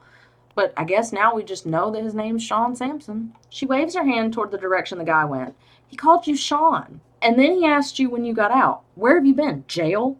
For some reason, Sampson looks at me. I say nothing because I'm waiting for the same answers Sarah's waiting for. He looks back at Sarah and says, That's my name, Sean Sampson. He waves a hand at Marcos. He called me Sampson when we met, and it just stuck with you guys. Everyone else calls me Sean. Marcos brings his straw to his mouth. Sounds vaguely familiar now that I think about it. Sean? His name is Sean? I'm so used to calling him Samson, I'm not sure I can call him Sean. Okay, Sarah says, but where'd you get out of? Jail? Were you in jail? Samson sighs, and I can tell he doesn't want to talk about it. Leave him alone, Marcos says, also recognizing Samson's discomfort. Sarah waves a defensive hand toward me. I'm trying to set my stepsister up with him. I think we deserve to know if he's some kind of criminal. It's fine, Samson says. He was talking about getting out of the city. We went to boarding school together, and he knew how much I hated New York. I can see the slow roll of his throat after he says that, as if he's swallowing a lie. Again, red flag. What are the chances he'd run into a guy from New York on a peninsula in Texas? Very slim, but is it really Sarah's business? Is it mine? None of us owe each other our past. Which is true, but you shouldn't just let this guy just dodge every question about his past either. You need to know a little something about it. After a few minutes, Samson reaches under the table and grabs my hand. He gives it a squeeze before releasing it. When I look at him, he's saying a silent thank you. I barely know the guy, but I can somehow communicate better with him by not using words than I've ever been able to communicate verbally with anyone else. He gives me one look, and it's proof that I don't need to know any more. Not right now, anyway. I'll peel his layers back on his time. I don't like in young adult novels how these young women just all have to be so self-sacrificial for the sake of these really sketchy, shady ass men. What are we doing? And I can't believe we internalized shit like that when I was growing up. Like, we had Twilight, for God's sake. And I loved Twilight back in the day. But when you revisit it again as an adult, you're like, wow, that actually was really bad. I mean, the messaging. If I go on that rant, we're going to be here forever. Chapter 16. Bea is at a bonfire, and that one dude, Bo, that I mentioned earlier that we were going to hate later, he's here, and he is not taking the hint that she's just not interested in him. She's just like, look, dude, I'm just not that into you, okay? I'm not about it. And Samson's not about it either. He's like, oh, I don't like that shit either. But then up comes Cadence, another plot device. Cadence and Samson walk off, and they have a conversation, and Samson basically is just like, okay, it's over. Like, I'm just not that into you. She slaps him, she walks off, and out of the book. Bo keeps harassing Bea, and it just really pisses Samson off. Bo then just hauls off and punches Samson square in the face. Samson don't do shit about it except just look incredulous and say the F word. Marcos hops in between the two of them and tells Bo to just go home. Then we get a fun white woman moment in which Bea just has to speak up for this poor minority. Go home, Bo, Marcos says, stepping in between Bo and Samson. Bo looks at Marcos. How do you say asshole in Mexican? The only thing I hate more than a douche is a racist douche. It's Spanish, not Mexican, I say, and I think Bo is the correct translation for asshole. So, as a white woman, I feel like I should really talk to other white women and just say, it's not our job to take up for other people, even if it comes from a good place. And I know a lot of times it comes from a good place. Let people speak for themselves. Don't try to be a white savior, because it's not a good look. It's not cute. And honestly, it just makes you seem like, you're like, I have to defend all minorities because people are racist against them. Like, yeah, stand up for your friends. I mean, yeah, but come on. It's Spanish, not Mexican. I don't know. I do think it came from a good place here, but it's definitely like a virtue signaling, I hate a douche, but I hate a racist douche even more. Like, yeah, most people don't like racist people. Unless they're racist. I don't know how is that groundbreaking material or what? So anyway, Samson's like, I'm gonna hit you, bro. Let's go. And then Bo's like, No, I can't. So he just runs off and he's out of the book now. He just runs away and out of the book. Okay, I know no one in the video can actually tell that this happened, but I had to take a break because this book is just a lot. Since this is my first YouTube video, I didn't realize exactly how long this was going to take. I knew it was going to be like quite the process, but I kind of underestimated how long this was going to take, so I had to eat. Bea goes to Samson's house to be alone with him. When I reach the top of the stairs, I blow out a calming breath. I don't know why I'm nervous. We kissed last night. The hardest part is over. Bea, somehow I think the hardest part is yet to, come. His hand that's wrapped in my hair angles my head back even more, and then he kisses me with confidence. It's slow and deep, like he might not survive if he doesn't swallow a little bit of my soul in this kiss. He tastes like salt water, and my blood feels like the sea, raging and crashing through my veins. What a metaphor. I lift my head and my eyes are drawn to his necklace. I touch it, running my finger across the wood. He's looking down at me like maybe he wants to kiss me again. I would take 1,000 more of those tonight. I didn't feel anything negative this time. It was all good, yet chilling. It's as if he kissed me backward, from the inside out, the same way I think he looks at me sometimes, like he sees the inside of me before he notices what's outside. I don't like the kissing backward thing. It gives me anxiety. He proposes that if they're going to have a thing, it should just be a summer fling type of thing. He says that they need to stay in the shallow end and remarks that people can still drown in the shallow end. That's a dark thought, one I think he probably meant to keep to himself. But here I am, pulling back those layers whether he likes it or not. So many layers. I don't know how kissing him felt like I bypassed every layer and burrowed right into his core, but it did. It's like I see the real him despite all the unknown that still surrounds him. She's trying to get information out of him, and so she asks him, like, what's the worst thing you've ever done, right? He doesn't want to talk about it. Imagine my shock. Will you answer just one question for me, I ask? He doesn't say yes, but he doesn't say no. He just waits for my question. Was it an assault of any kind? No, nothing like that. I'm relieved by that. He can tell. He brushes my hair over my shoulders with both hands and then presses his mouth against my forehead. He kisses me there, then leans his head against mine. I'll tell you the day before you leave for college. If you're eventually going to tell me, why can't you just tell me right now? Because I want to spend the rest of the summer with you, and if I tell you, I don't think you'll want that. Ladies, if he tells you who he is, please believe him the first time. He goes home, heads to Sarah's room. She was like, oh, I'm just going to go ahead and tell her that me and Samson kissed. I don't know why the book needed this detail, but Colleen felt it necessary for us to know that, Sarah and Marcos were making out in her room, and he's on top of her, but he's still clothed, and I guess so is Sarah. But anyway, so Bea's like, oh shit, I better leave, they're busy. But then she's like, nah, I'm gonna go back because I need to at least high five her to let her know that we kissed. Chapter 17. Bea is beginning to realize that she feels happiness, which of course she firstly attributes to Samson, because again, this is a YA trope where I don't even feel like saying it again because I've already said it. As an afterthought, she also includes the fact that good food, shelter, and love are all probably contributing factors to her shift in her feelings.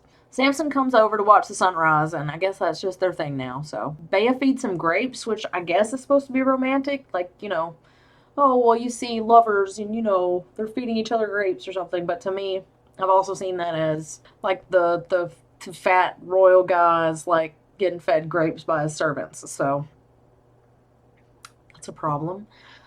They decide to go somewhere and be alone later that day. She muses on how she would rather have casual sex with Samson than be intimate, and I'm not judging that whatsoever. I think it's perfectly okay if you just want to have casual relationships, but the way that she goes about it is not the most healthy, because she acknowledges that she needs therapy for it, right? She's like, I just feel like I need therapy for this issue, but then she's like, nah, fuck it. I don't want to. No, fuck you, Bea. You need to go to therapy.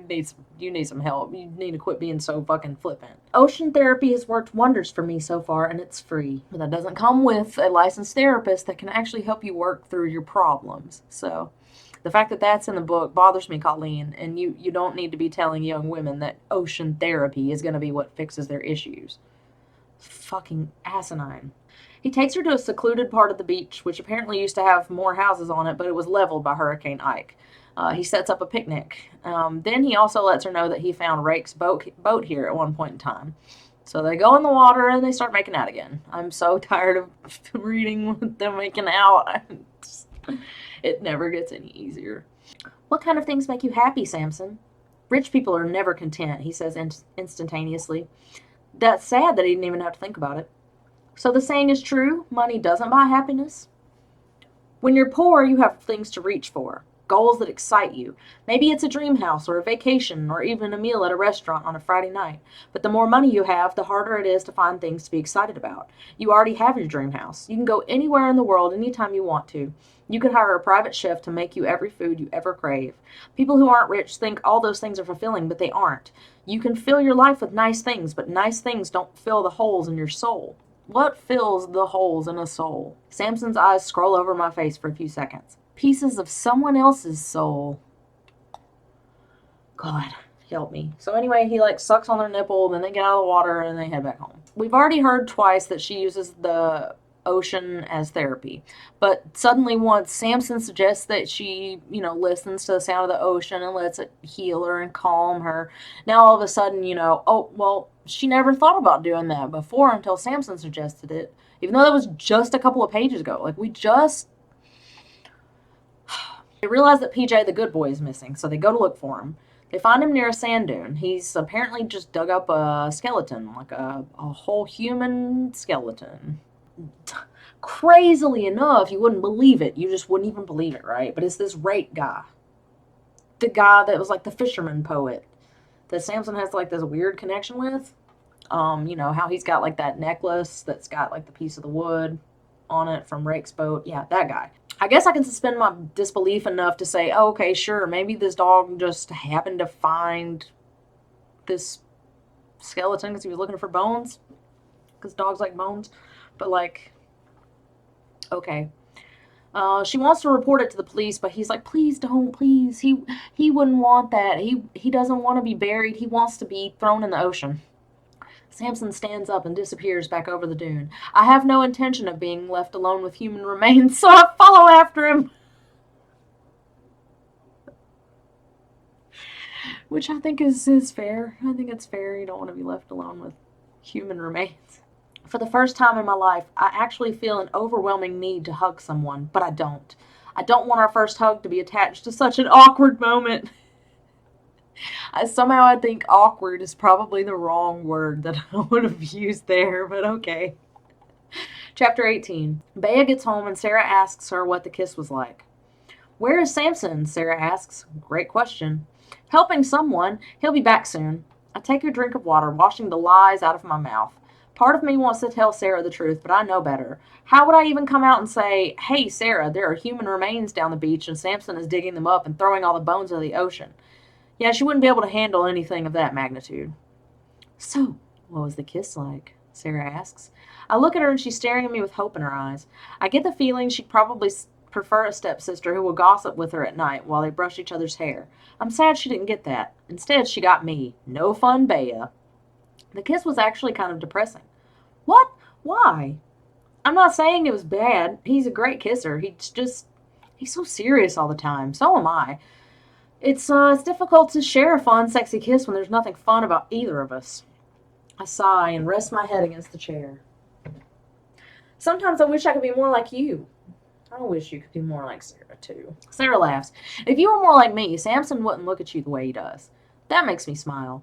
Maybe she's right. Some people just fit together. I wouldn't fit with Marcos, and she wouldn't fit with Samson. You don't fit with Samson either. But I do wish all the characters were like Sarah because she's so uplifting and she just tries her best to make sure that Bea feels good. Love her. Samson walks by and motions for Bea to come to his house. She's like, oh, you're being summoned. Or Sarah says, oh, you're being summoned. And Bea's like, I'm not a dog. Which would be great if the rest of this book didn't turn out the way it does. I kind of like that Samson is a closed book. You can't really dislike a book you haven't read yet, but I think I'm able to be patient with him because he told me he'd eventually tell me all his truths. Otherwise, I might not find them worth the effort. Colleen, come here, bring it in. You named this book Heartbones. I disliked it before I even read the back jacket. It's called Heartbones. I can hate a book I haven't read yet. She starts to wash his hands for him, then she gives him a hand job. Chills roll down my body as he begins to shudder beneath my touch. I continue to stroke him until I feel the sticky warmth of him on the palm of my hand, and he eventually sighs, burying his face against my neck. He takes a moment to catch his breath, and then he reaches for the shower head. He pulls it between us, washing himself and my hand, and then he lets it fall to the floor before kissing me again. He's breathing like he just ran a marathon. At this point, I might be breathing like that too. When he finally pulls away and looks down at me, some of the weight has lifted from behind his eyes. That's all I wanted, for him to feel better about whatever happened to him out there tonight. I don't know if I need to stress this too much, but it's probably not a great idea to just let this guy just throw a human skeleton in the ocean and then just not really have too many questions about it, just give him a hand job. That's an interesting choice to make. She leaves. Chapter 19. Samson's staying with Marcos for July 4th weekend because all his dad's rental houses are occupied. There are fireworks happening, so Bea, Samson, Marcos, and Sarah all go to watch them from Marjorie's roof. Then Sarah and Marcos leave. Samson reveals that he calls the ocean Daria, the same Daria that broke his heart. Rake used to call the ocean Daria because it means the sea. She tells him that she's taking notes of questions to ask him on August 2nd. They previously made a pact to share everything then, since she leaves for Pennsylvania on August 3rd. I hand him my phone after I add the last one. He starts reading off the list. Why don't you like talking about your father's rental houses? Who was the guy who interrupted our dinner? What's the worst thing you've ever done? Why don't you like talking about your family? What's the whole story behind Rake? How many girls have you had sex with? He pauses and looks at me for a beat, then goes back to the list. What's your full name? How did the ocean break your heart? He stares at my phone for a moment, then hands it back to me. 10, he says, but I really only remember 9. My memory of one of the girls is fuzzy. The fact that he only answers how many people have you had sex with is a little bit troubling. You can't even say your full name. What's the worst thing you've ever done? Either one of those, but, I guess it's good to know your partner's sexual history, but, I don't think you really need to know that much about it unless, you're concerned that there's, children that he might have somewhere or maybe an STD, but other than that, it doesn't matter, does it? Doesn't really matter. But the fact that he says that one of the memories of the girls is really fuzzy is was he drunk? Was he taken advantage of? Who knows? We'll never know. Colleen didn't want to add that in. She just was like, oh, I don't know. I don't know if she forgot about it or what happened there, but. And then Bea tells him that she'd like him more if he was poor. And I don't care. Chapter 20. Bea starts taking birth control. She's like, oh, my body's adjusting to all these hormones and it sucks. And yeah, I can relate. It's a bitch. So I don't really have anything snarky to say about that one. Anyway, she sees these 3 dudes. They're getting together at a beach volleyball game. And so, of course, she's like, yeah, I kind of want to play. I should probably get some practice in before I go to school. She sees that Samson notices. He goes back in the house. Okay. So he brings down a chair so he can sit and watch her game. Because she had previously stated, that the reason she was not big on volleyball is because nobody cheered for her before. So actually, this is a super sweet, tender moment. And I actually really liked it, so. You got at least 1 point from me, Colleen, in the Samson department, but that's probably about all you're gonna get as far as points for Samson. So of course her team wins. She goes to the outdoor shower with him, and then sexy stuff happens. He cups my breast, and I suck in more of his air in a gasp. Then his other hand begins trailing down my stomach. When he reaches the edge of my bikini, he dips his thumb inside, pulling away from my mouth. He looks in my eyes and gets his answer. I do not want him to stop. My lips are parted as I anticipate whatever it is he's about to do. What exactly did you think that he wanted to do? What are you anticipating? Whatever it is he's about to do. I think you know whatever it is. Anyway, they decide to get a tattoo together. Absolutely riveting. Chapter 21. Samson, the super rich fellow, he just can't seem to find his ID, so he's looking into getting a fake ID. He said he thinks the last renters took his ID, even though that doesn't make any sense. Again, how is this not a red flag? They're having breakfast for dinner again, and eggs are on the menu. I guess they either aren't a trigger for her anymore because love is magic or something, but it could be that Colleen forgot the eggs are supposed to be traumatic. And then again, it could be her moving past her trauma in her own way, but it just doesn't get mentioned again. We don't get any reasoning for why it's not a problem. It's just, I didn't forget, okay? I remembered. It was pretty fucking significant for me, okay? Her dad just wants her to think her decisions through in regards to the tattoo. Bea, my father says, his voice pleading, maybe you should think about this for a few weeks. What a parental thing to say. I think I like it. Trust me, Dad, I'll have much bigger regrets in life than a tattoo. His expression falters when I say that. I meant it as a joke, but he genuinely looks concerned about my decision-making abilities now. He has reason to, because Bea has trash decision-making abilities. It's unbelievable. She's decided suddenly that she's starting to like her dad. I'm glad, but I don't know where that came from. There's no reconciliation with her father by this point. There's no conversation other than, he's getting a little parental, and I don't know if it's just growth on her part or what, but we don't seem to see what the motivation for this is. So they start picking out one another's tattoos. She decides on a hurricane for him, and he wants it on his forearm. He doesn't bother looking at it.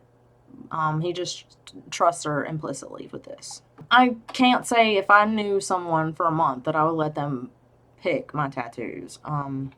Nobody's ever picked any of mine other than me, and there's probably only a handful of people that I would let even pick that, and they'd have to be a lot closer to me than someone I'd known for a month. But okay. Once again, red flags are flying as they're looking through tattoos. What do you want it to symbolize, he asks. Maybe something that means luck. I could use some better luck in my life. He starts scrolling through his phone while I go to check the progress of his tattoo. Even though I chose a hurricane for him, it's not with typical black ink. I chose a tattoo that resembles what it would look like on a radar screen, with reds, blues, yellows, and greens. It's not necessarily a watercolor tattoo, but the colors all swirled together against faded black edges sort of make it look that way. It's turning out even better than I hoped. Found yours, Samson says. He goes to hand me his phone so I can see what he picked out for me, but I don't take it. I trust you, I say. It's only fair. You shouldn't. He decides on a pinwheel and she tells him it's perfect. They both chose patterns of rotations for the tattoos. I don't care. Takes her to the bathroom so they can look at his tattoo together. She used a radar photo of when Hurricane Ike was over Bolivar Peninsula. It must have been the perfect thing for her to choose because he talks about how he wants to take her right then and there if she didn't deserve better. She thinks about how she'd let him because she's learned nothing. Even though there's been all this personal growth, she seems to have learned nothing. Chapter 22. Bea lets her dad know that she's going to stay with Samson that night. Sarah and Bea go to her room and talk about how it's going to go. Bea is trying to get stuck that night. She's like, I'm ready. I've been waiting long enough. No, I feel comfortable with you. That sentence causes concern to briefly fall over his features, almost as if he finds it uncomfortable that I feel comfortable with him. But the look disappears as soon as it appeared. I saw that thought, I say quietly. What thought? The negative thought you just had. I bring a finger to the spot between his eyebrows. It was right here. Here? Right here? It was right here? Is this where it was? Right here. Right here. He's quiet as he digests my words. For someone who doesn't know a lot about me, you sure know a lot about me. I mean, I get that you want to fuck and all. Like, you're just like, I'm super horny. But maybe you should listen if he's saying, like, you're not getting the full story. Like, you probably don't want to do this. I mean, if the dude who's trying to have sex with you is telling you that you probably don't want to have sex with him, you probably shouldn't have sex with him. It's not fair to you. Why? Because I don't know everything about you? He nods. I'm worried you wouldn't be saying yes right now if you knew the whole truth about me. I press my lips to his, but only briefly. You're being dramatic. I'm actually not, he says. I've just lived a dramatic life and you might not like it. Same thing. We're both dramatic because we have dramatic parents and dramatic pasts. We could be having dramatic sex right now if you'd stop feeling so guilty. He smiles. I sit up and take off my shirt. The worry in his eyes disappears as he slides me onto him so that I'm straddling him. He already feels ready, but he brings a hand up and traces a finger slowly over the lace edges of my bra like he's in no hurry at all. I've only ever had sex in Dakota's truck, I say. This will be my first time in a bed. Samson drags his finger down my stomach, stopping at the button on my shorts. This will be my first time with a girl I have feelings for. He's probably said that to every other girl that he's had sex with. But, Bea doesn't know how to pick up on social cues or red flags at all, as we've seen numerous times in this book. So yeah, I feel like there's consent happening. Like, she clearly wants to have sex, so it's not going to be rape, but I feel like it's also not informed consent, so it's a little bit of a gray area for me. Not a fan at all. He lowers himself on top of me, but before we kiss again, I say, if there's nothing inside a heart that can break, why does it feel like mine is going to snap in half when it's time for me to move next month? Does your heart not feel like that? Oh boy, and here's where we find the name of the book. Here's where it all comes from. Samson's eyes scroll over my face for a moment. Yeah, he whispers. It does. Maybe we both grew heart bones.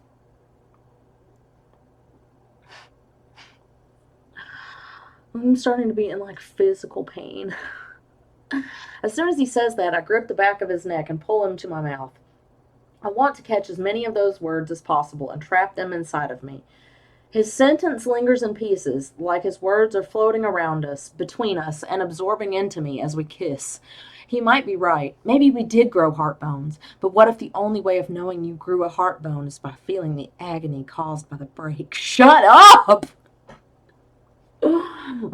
So she agrees to have sex with him, but she wants to know everything about him the next day instead of waiting until August. He agrees to this.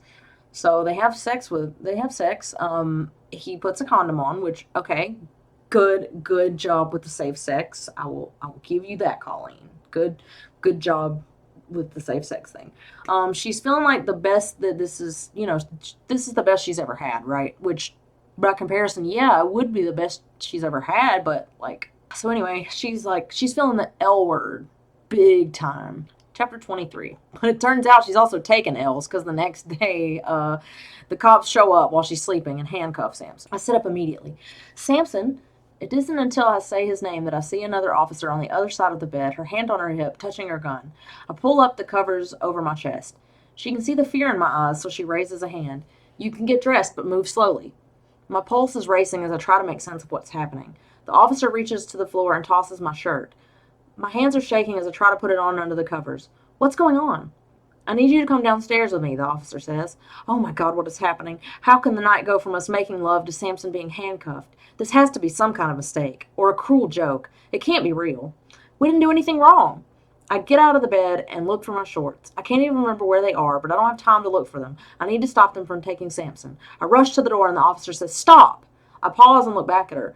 You need to finish getting dressed. There are other people downstairs. I don't know why she was in such a rush when the cop, with her hand on her gun, was like, move slowly. But then suddenly she's worried about her decency. I don't know, man. It's just a lot, okay, this book? It's draining my fucking soul. Anyway, they're arresting Samson because he'd been breaking and entering into this house. It belonged to this other family the whole entire time. Like, none of his story was ever true. He was never a rich guy. This was never his house. This was some other family's house that he was breaking and entering into, just so he could get a taste of the rich lifestyle, I guess. Baya's dad comes over from next door, and he assures her he's got his back. He's like, don't say anything to anybody until I get there. So she gives him her backpack and Samson's, even though he doesn't know it's Samson's. And she goes with the police to the station. Chapter 24. Bea and her father are in an interview room talking about Samson and what they might know about him, which definitely isn't much. The police ask if they know where he goes when the owners occupy the house. So, wait. There was that July 4th weekend where he had to leave the house, right? So, where was the family during that time? Have they been gone this entire summer? Like, is this their other house? But then why aren't they using the beach house for the summertime? And not only that, but if he had to be gone because all the rental houses were taken, then was there not another family there renting the house at the time? Was that other family that owned the house not there?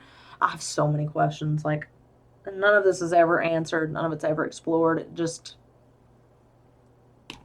Who the fuck knows, man? I don't know.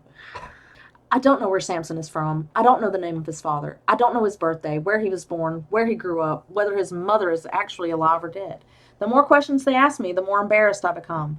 How can I know nothing about him, yet feel like I know him so well? Maybe I don't know him at all. That thought forces me to lay my head on my arms. I'm tired and I want answers, but I know I won't get any until I get to speak to Samson. The only answer I really want to know is whether or not he grew an actual heart bone. If he did, is his breaking right now? Because mine is. My heart started breaking the first time I read this. There's a man who is obviously strung out on something being detained in a room across the hall. The whole time we've been in this room, we could hear him making unintelligible noises for no reason.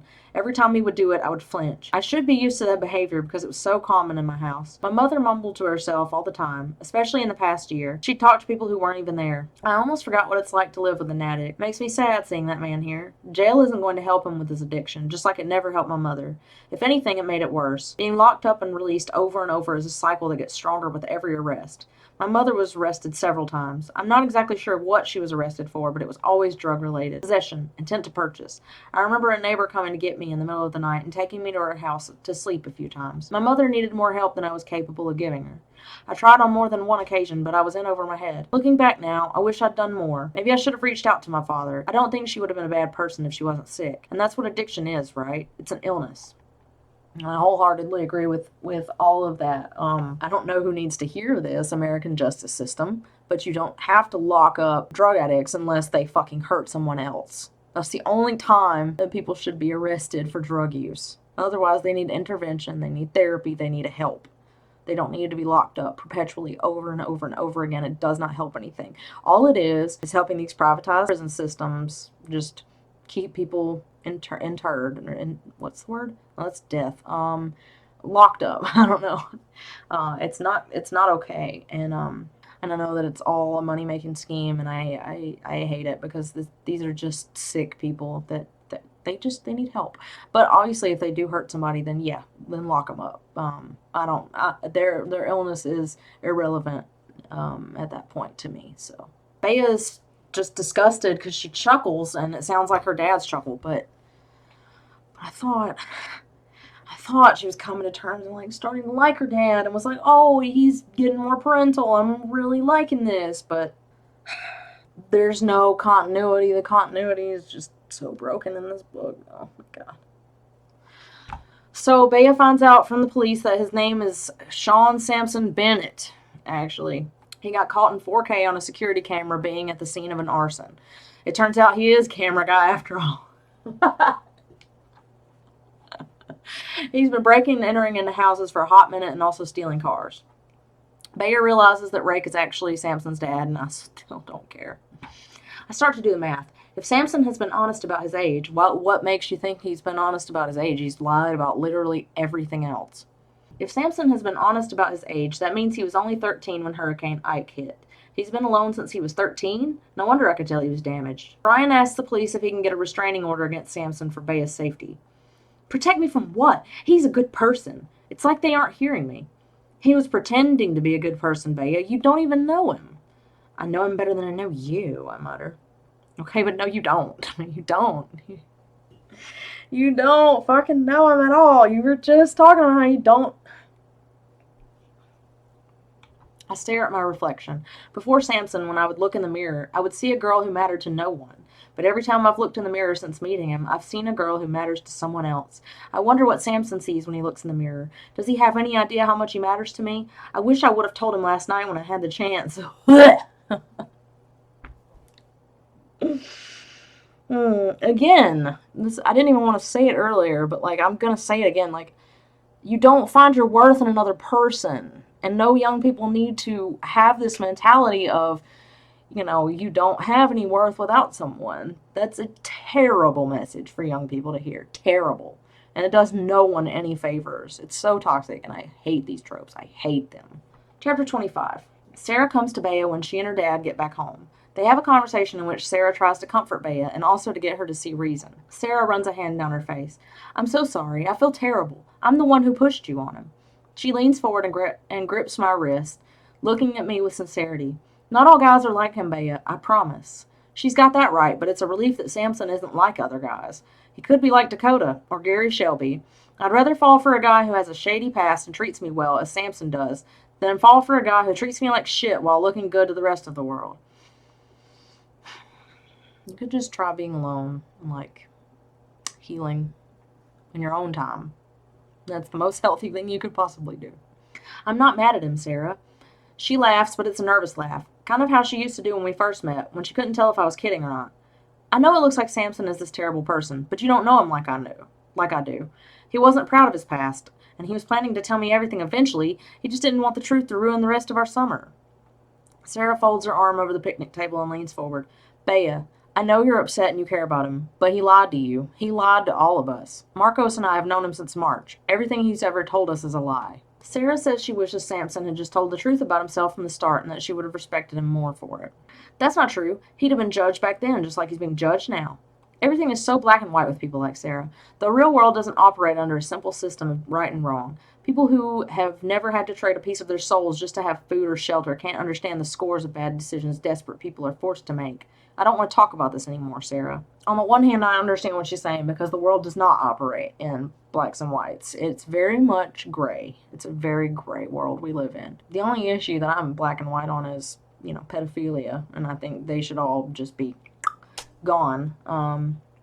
Other than that, it's all very gray. I don't think it's right to shame people who don't have money. I think I've expressed that well enough, how I feel about that. But that doesn't mean you have to fix people. You can't fix people. That's another young adult trope that I don't like, is the self-sacrifice that these young women make for these quote-unquote broken men. Not okay. She receives a call from the jail that Samson's in. She lets him know how much she wants to throw away her future for him. It makes me want to throw up my lunch. I'm going to spend the rest of today applying for jobs. I'll start saving up to help you hire another lawyer. You aren't alone in this, Samson. My mistakes aren't your responsibility either. There's nothing you can do. Besides, the court date won't be for several weeks. You'll be in Pennsylvania by then. I'm not going to Pennsylvania.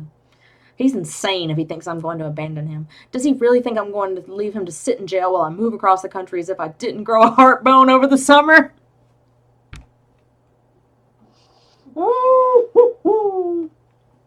It's almost over. It's almost over. What about Marjorie's son? What kind of lawyer is he? He doesn't respond to my question. Samson? I pull my phone back and the call has been dropped. Shit. Which is what this book is. Bea goes to tell Marjorie that Samson went to jail. She then manipulates this 70-some-odd-year-old lady to convince her son, a lawyer, to defend him. This scene actually infuriated me.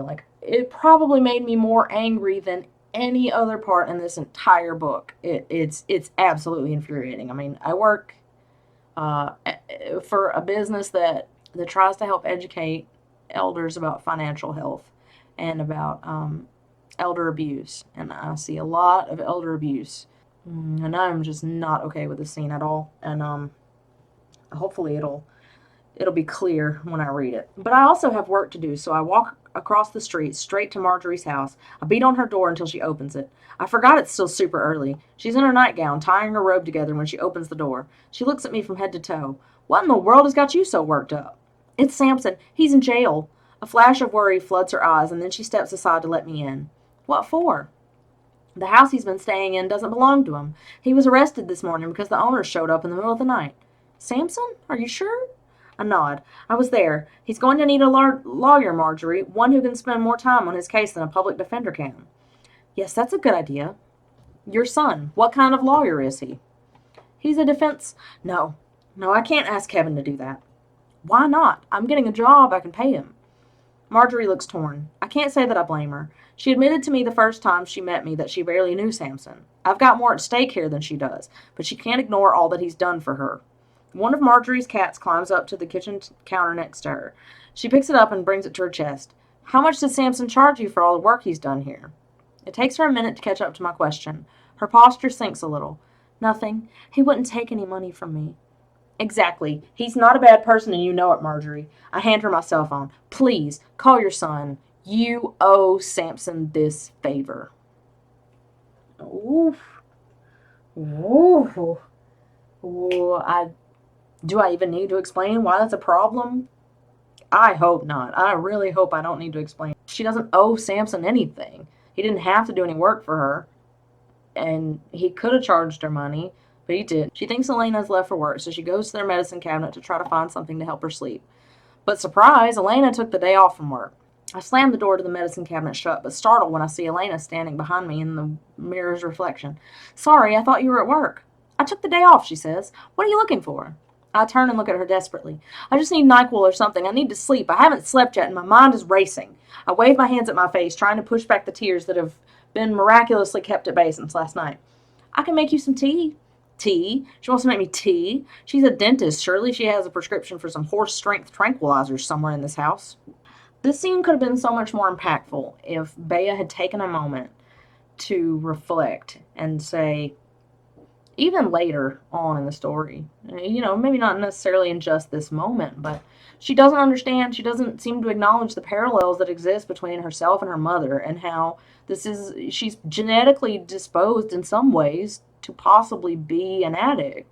She doesn't see that this is drug-seeking behavior, that this could lead her down the path that her mother went down. She could have sympathized with her mother and said, "Oh, actually, Janine, I get it a little bit more." But no, we don't get that. We do get a sweet scene where Elena holds her, lets her cry, and then Bea tells her that she wishes that Elena had been her mother. Elena gives her an Ambien, and Bea says that she won't ask again. Chapter 26. Bea goes through Samson's backpack. She finds a Ziploc bag with some pieces of paper in it. They are poems from his dead dad named Rake. The poems about his mother are nice, but the other ones are dumb. Samson was living on the boat with his dad until he was 13 and Hurricane Ike struck. Not stroke. I'm going to have a stroke from reading this fucking book. I can't take much more. Chapter 27. Bea goes to see Samson in jail. He begins to give her answers.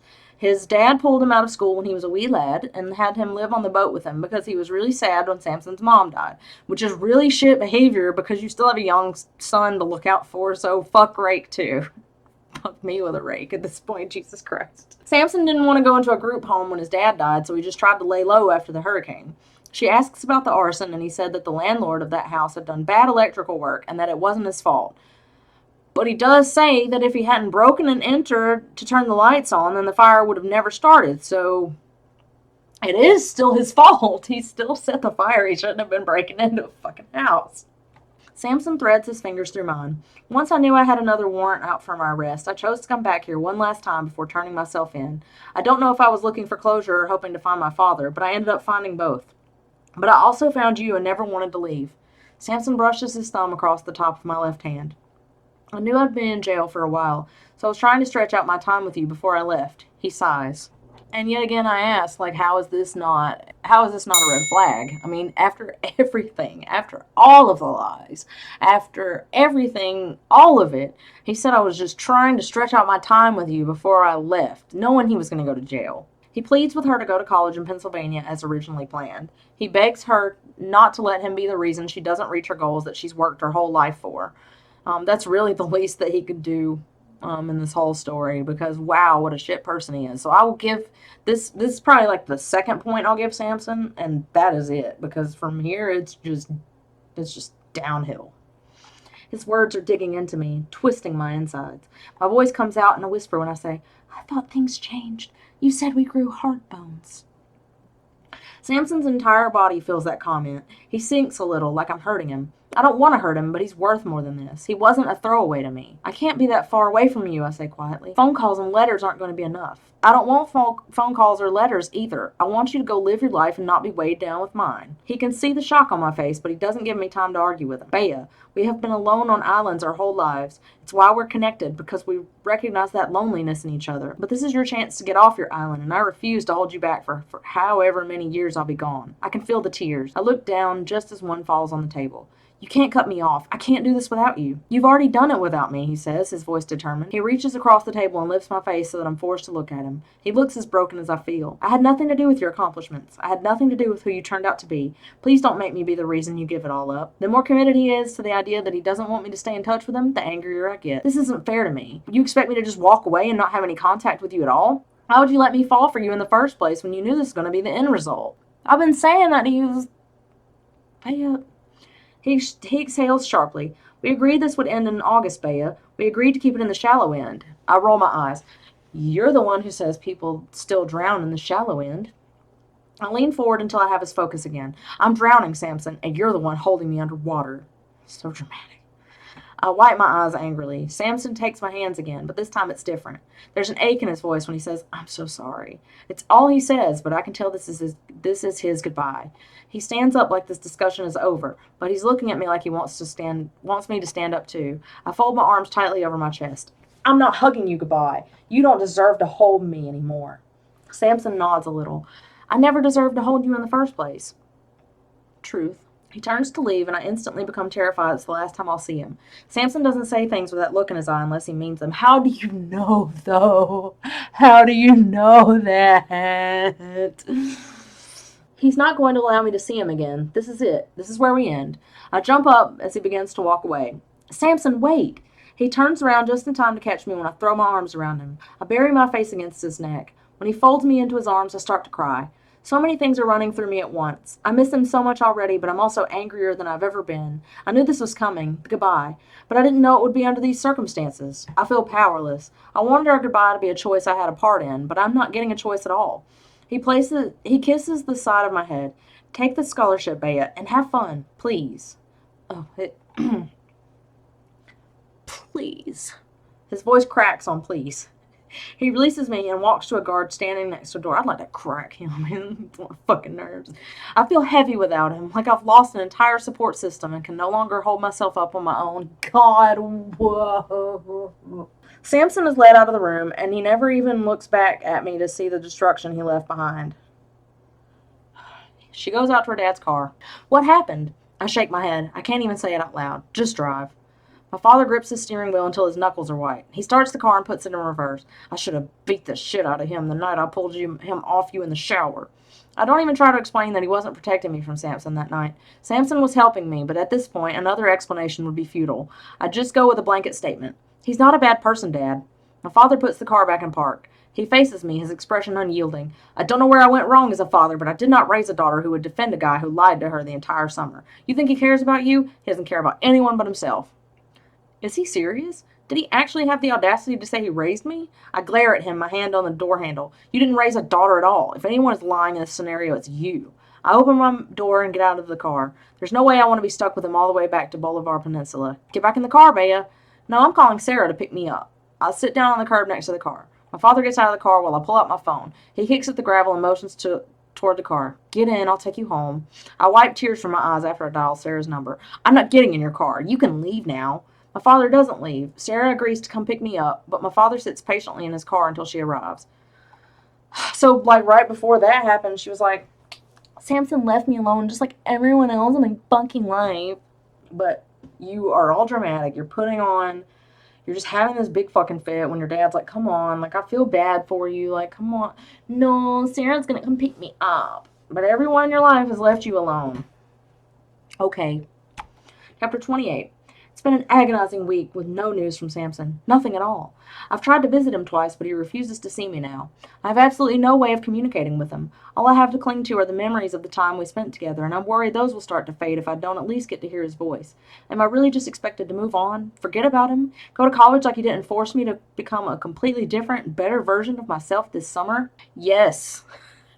You are supposed to do exactly that, Bea. Good God, girl, get a grip. Good God, girl, get a grip. That is the motto for the 5G's Emporium. That is a small business that is owned by my best friend, Jeremy. He hand makes custom stainless steel tumblers, such as this one he made me for my birthday. Look at that. Look at that. That beautiful wood grain. Purple's my favorite color. And obviously I like dragonflies, so, yeah. Awesome. It's super good for keeping things cold, keeping things warm, whatever you want to keep in there.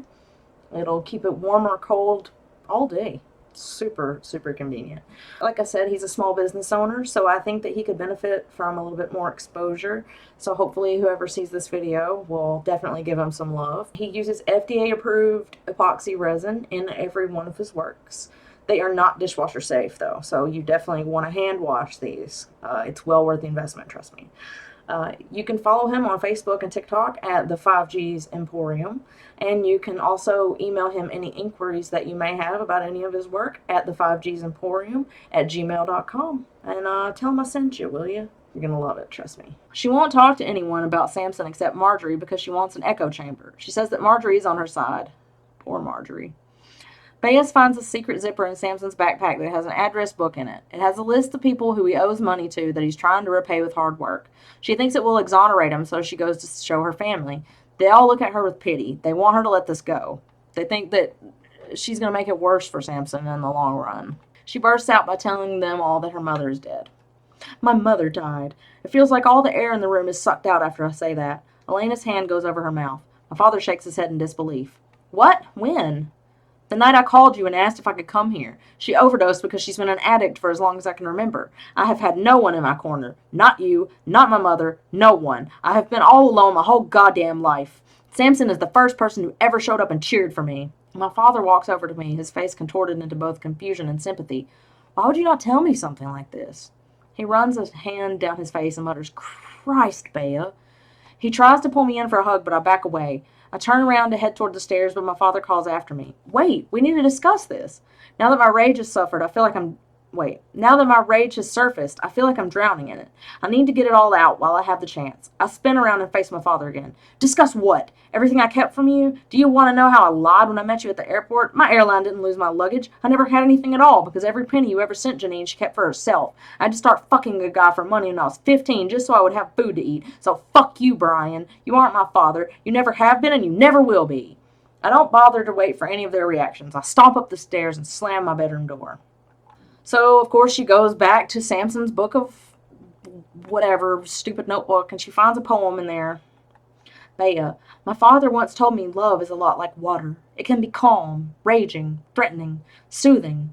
Water will be many things, but even in all its forms, it will always be water. You are my water. I think I might be yours, too.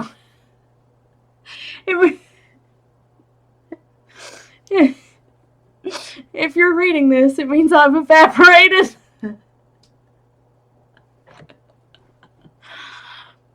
But it doesn't mean you should evaporate too. You'll flood the whole goddamn world, Bea. Ooh, so then she's like all angsty about that, and Sarah comes in and holds her until she falls asleep, which Sarah, again, is best character in the book, period. Chapter 29. This is almost over. Oh, thank God it's almost over. Bea said she hasn't been able to sleep well in a week. Every time I close my eyes, I see Samson walking away from me without looking back. I want to remember all the times he looked at me with hope and enthusiasm and intensity, but all I see is that last moment where he left me crying and alone. I'm afraid that's how I'm going to remember him, and that's not how I want our goodbye to be. I'm confident I can change his mind. I'm confident I can help him. I have a job interview at the only donut shop on the peninsula today. I'm going to save up every penny I can to help him. I know he doesn't want that, but it's the least I can do for everything he brought into my life this summer. The least you can do? Bella. No, what? Am I in Twilight? Bea.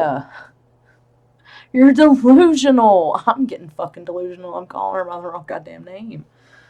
Her dad comes to watch the sunrise with her and tells her more about her childhood. He also brings in a photo album. When was this? I asked, pointing to a picture with me sitting at a table in front of a birthday cake. There's a small Christmas tree in the background. My birthday is months after Christmas, and I know I only visited my father in the summer. I don't remember having Christmas with you.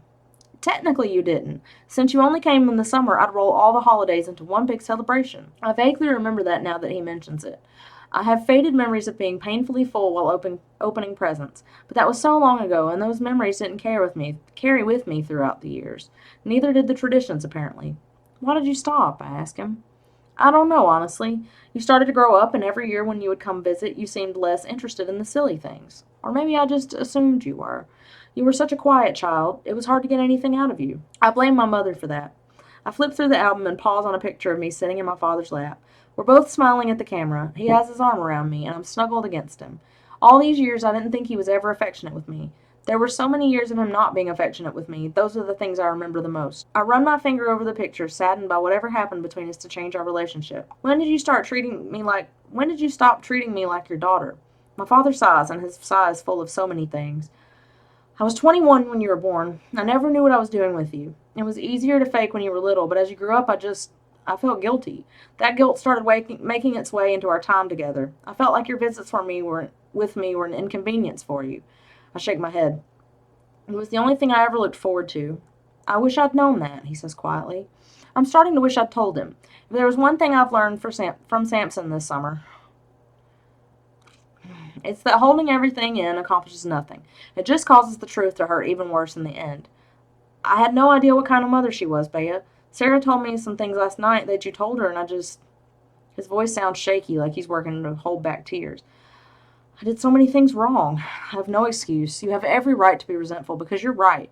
I should have fought harder to get to know you. I should have fought harder to spend more time with you. My father takes the photo album from me and sets it on the chair next to him. He faces me with an expression full of unease. I feel like what you're doing, allowing this guy's fate to dictate your own future. It's my fault because I never set an example for you.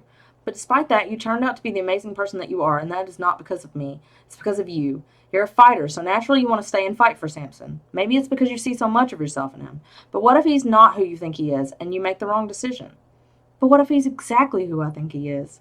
My father takes my right hand and holds it between both of his. He looks so sincere, staring at me with such raw honesty. If Samson is the person you think he is, what do you think he would want for you? Do you think he would want you to give up everything you've worked for? I look away from my father toward the sunrise. I'm holding all my feelings in my throat. I love you, Bea, enough to admit that you've been let down by too many people in your life, me being one of them. The only person who has ever been completely loyal to you is you. You're doing yourself a disservice by not putting yourself first right now. I love Brian so much for that.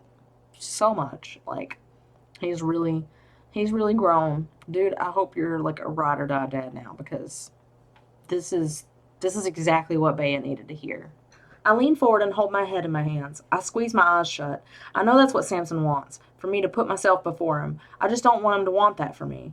My father rubs his hand over my back, and the feeling is so soothing. I lean into him, wrapping my arms around him. He hugs me back, running a gentle hand over my head. I know it hurts, he whispers. I wish I could take that pain away from you.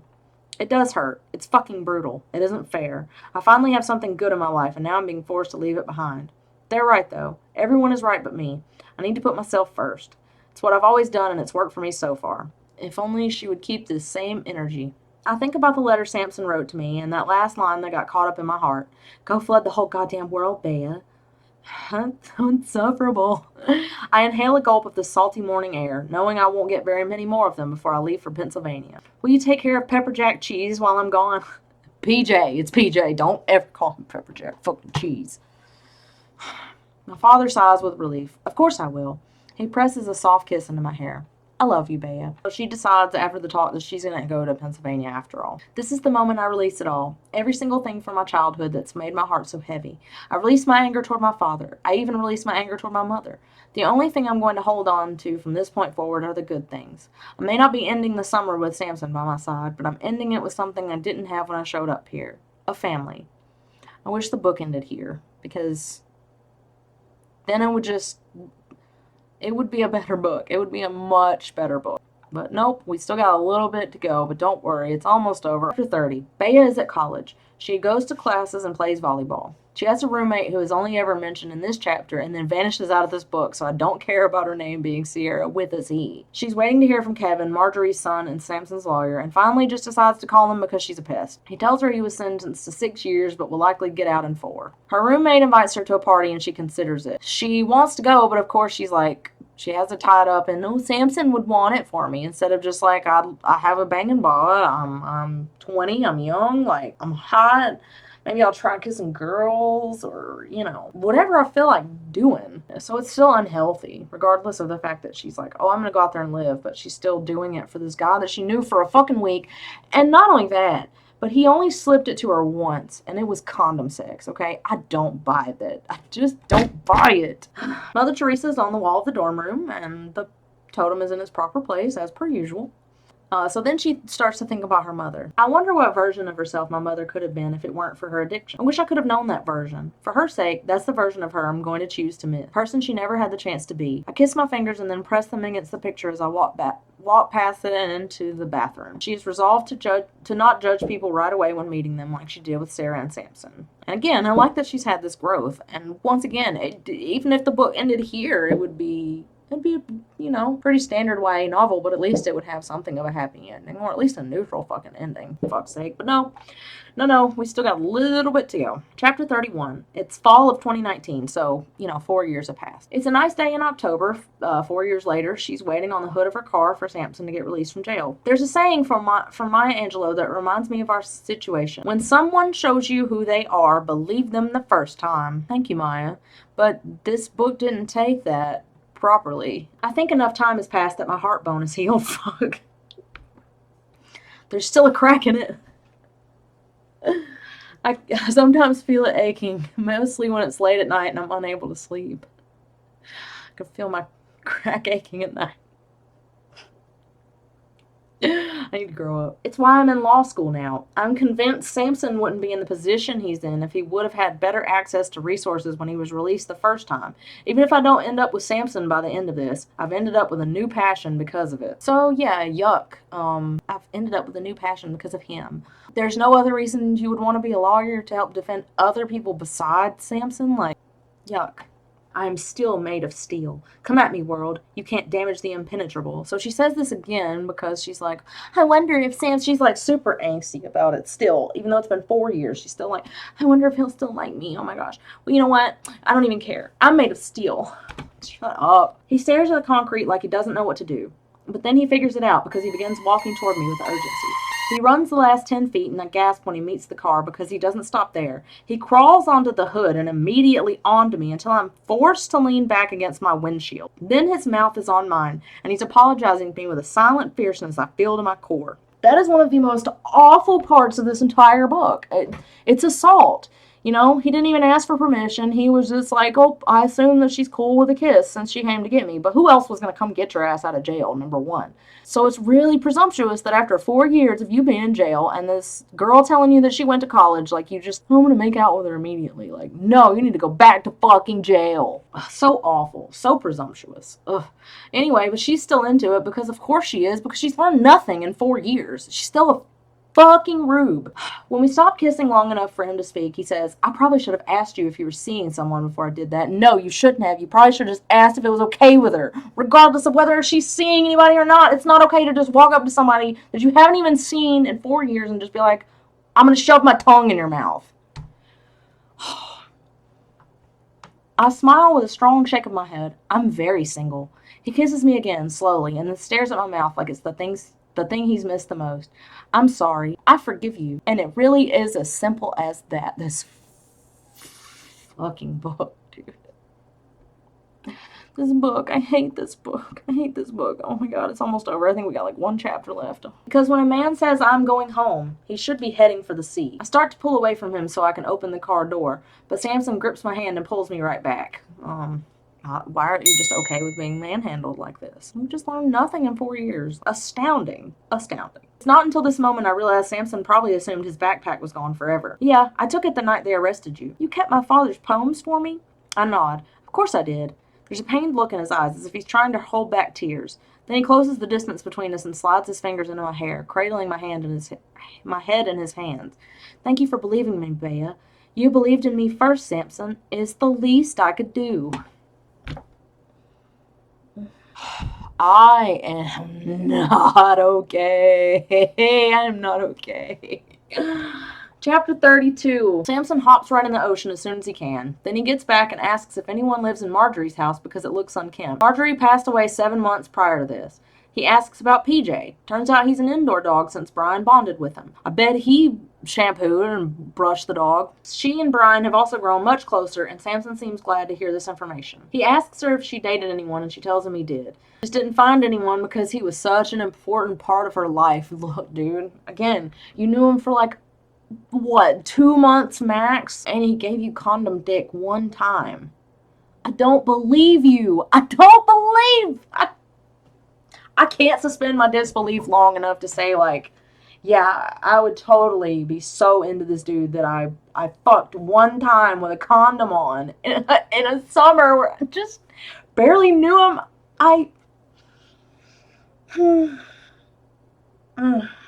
He asks if Sarah and Marcos are still together.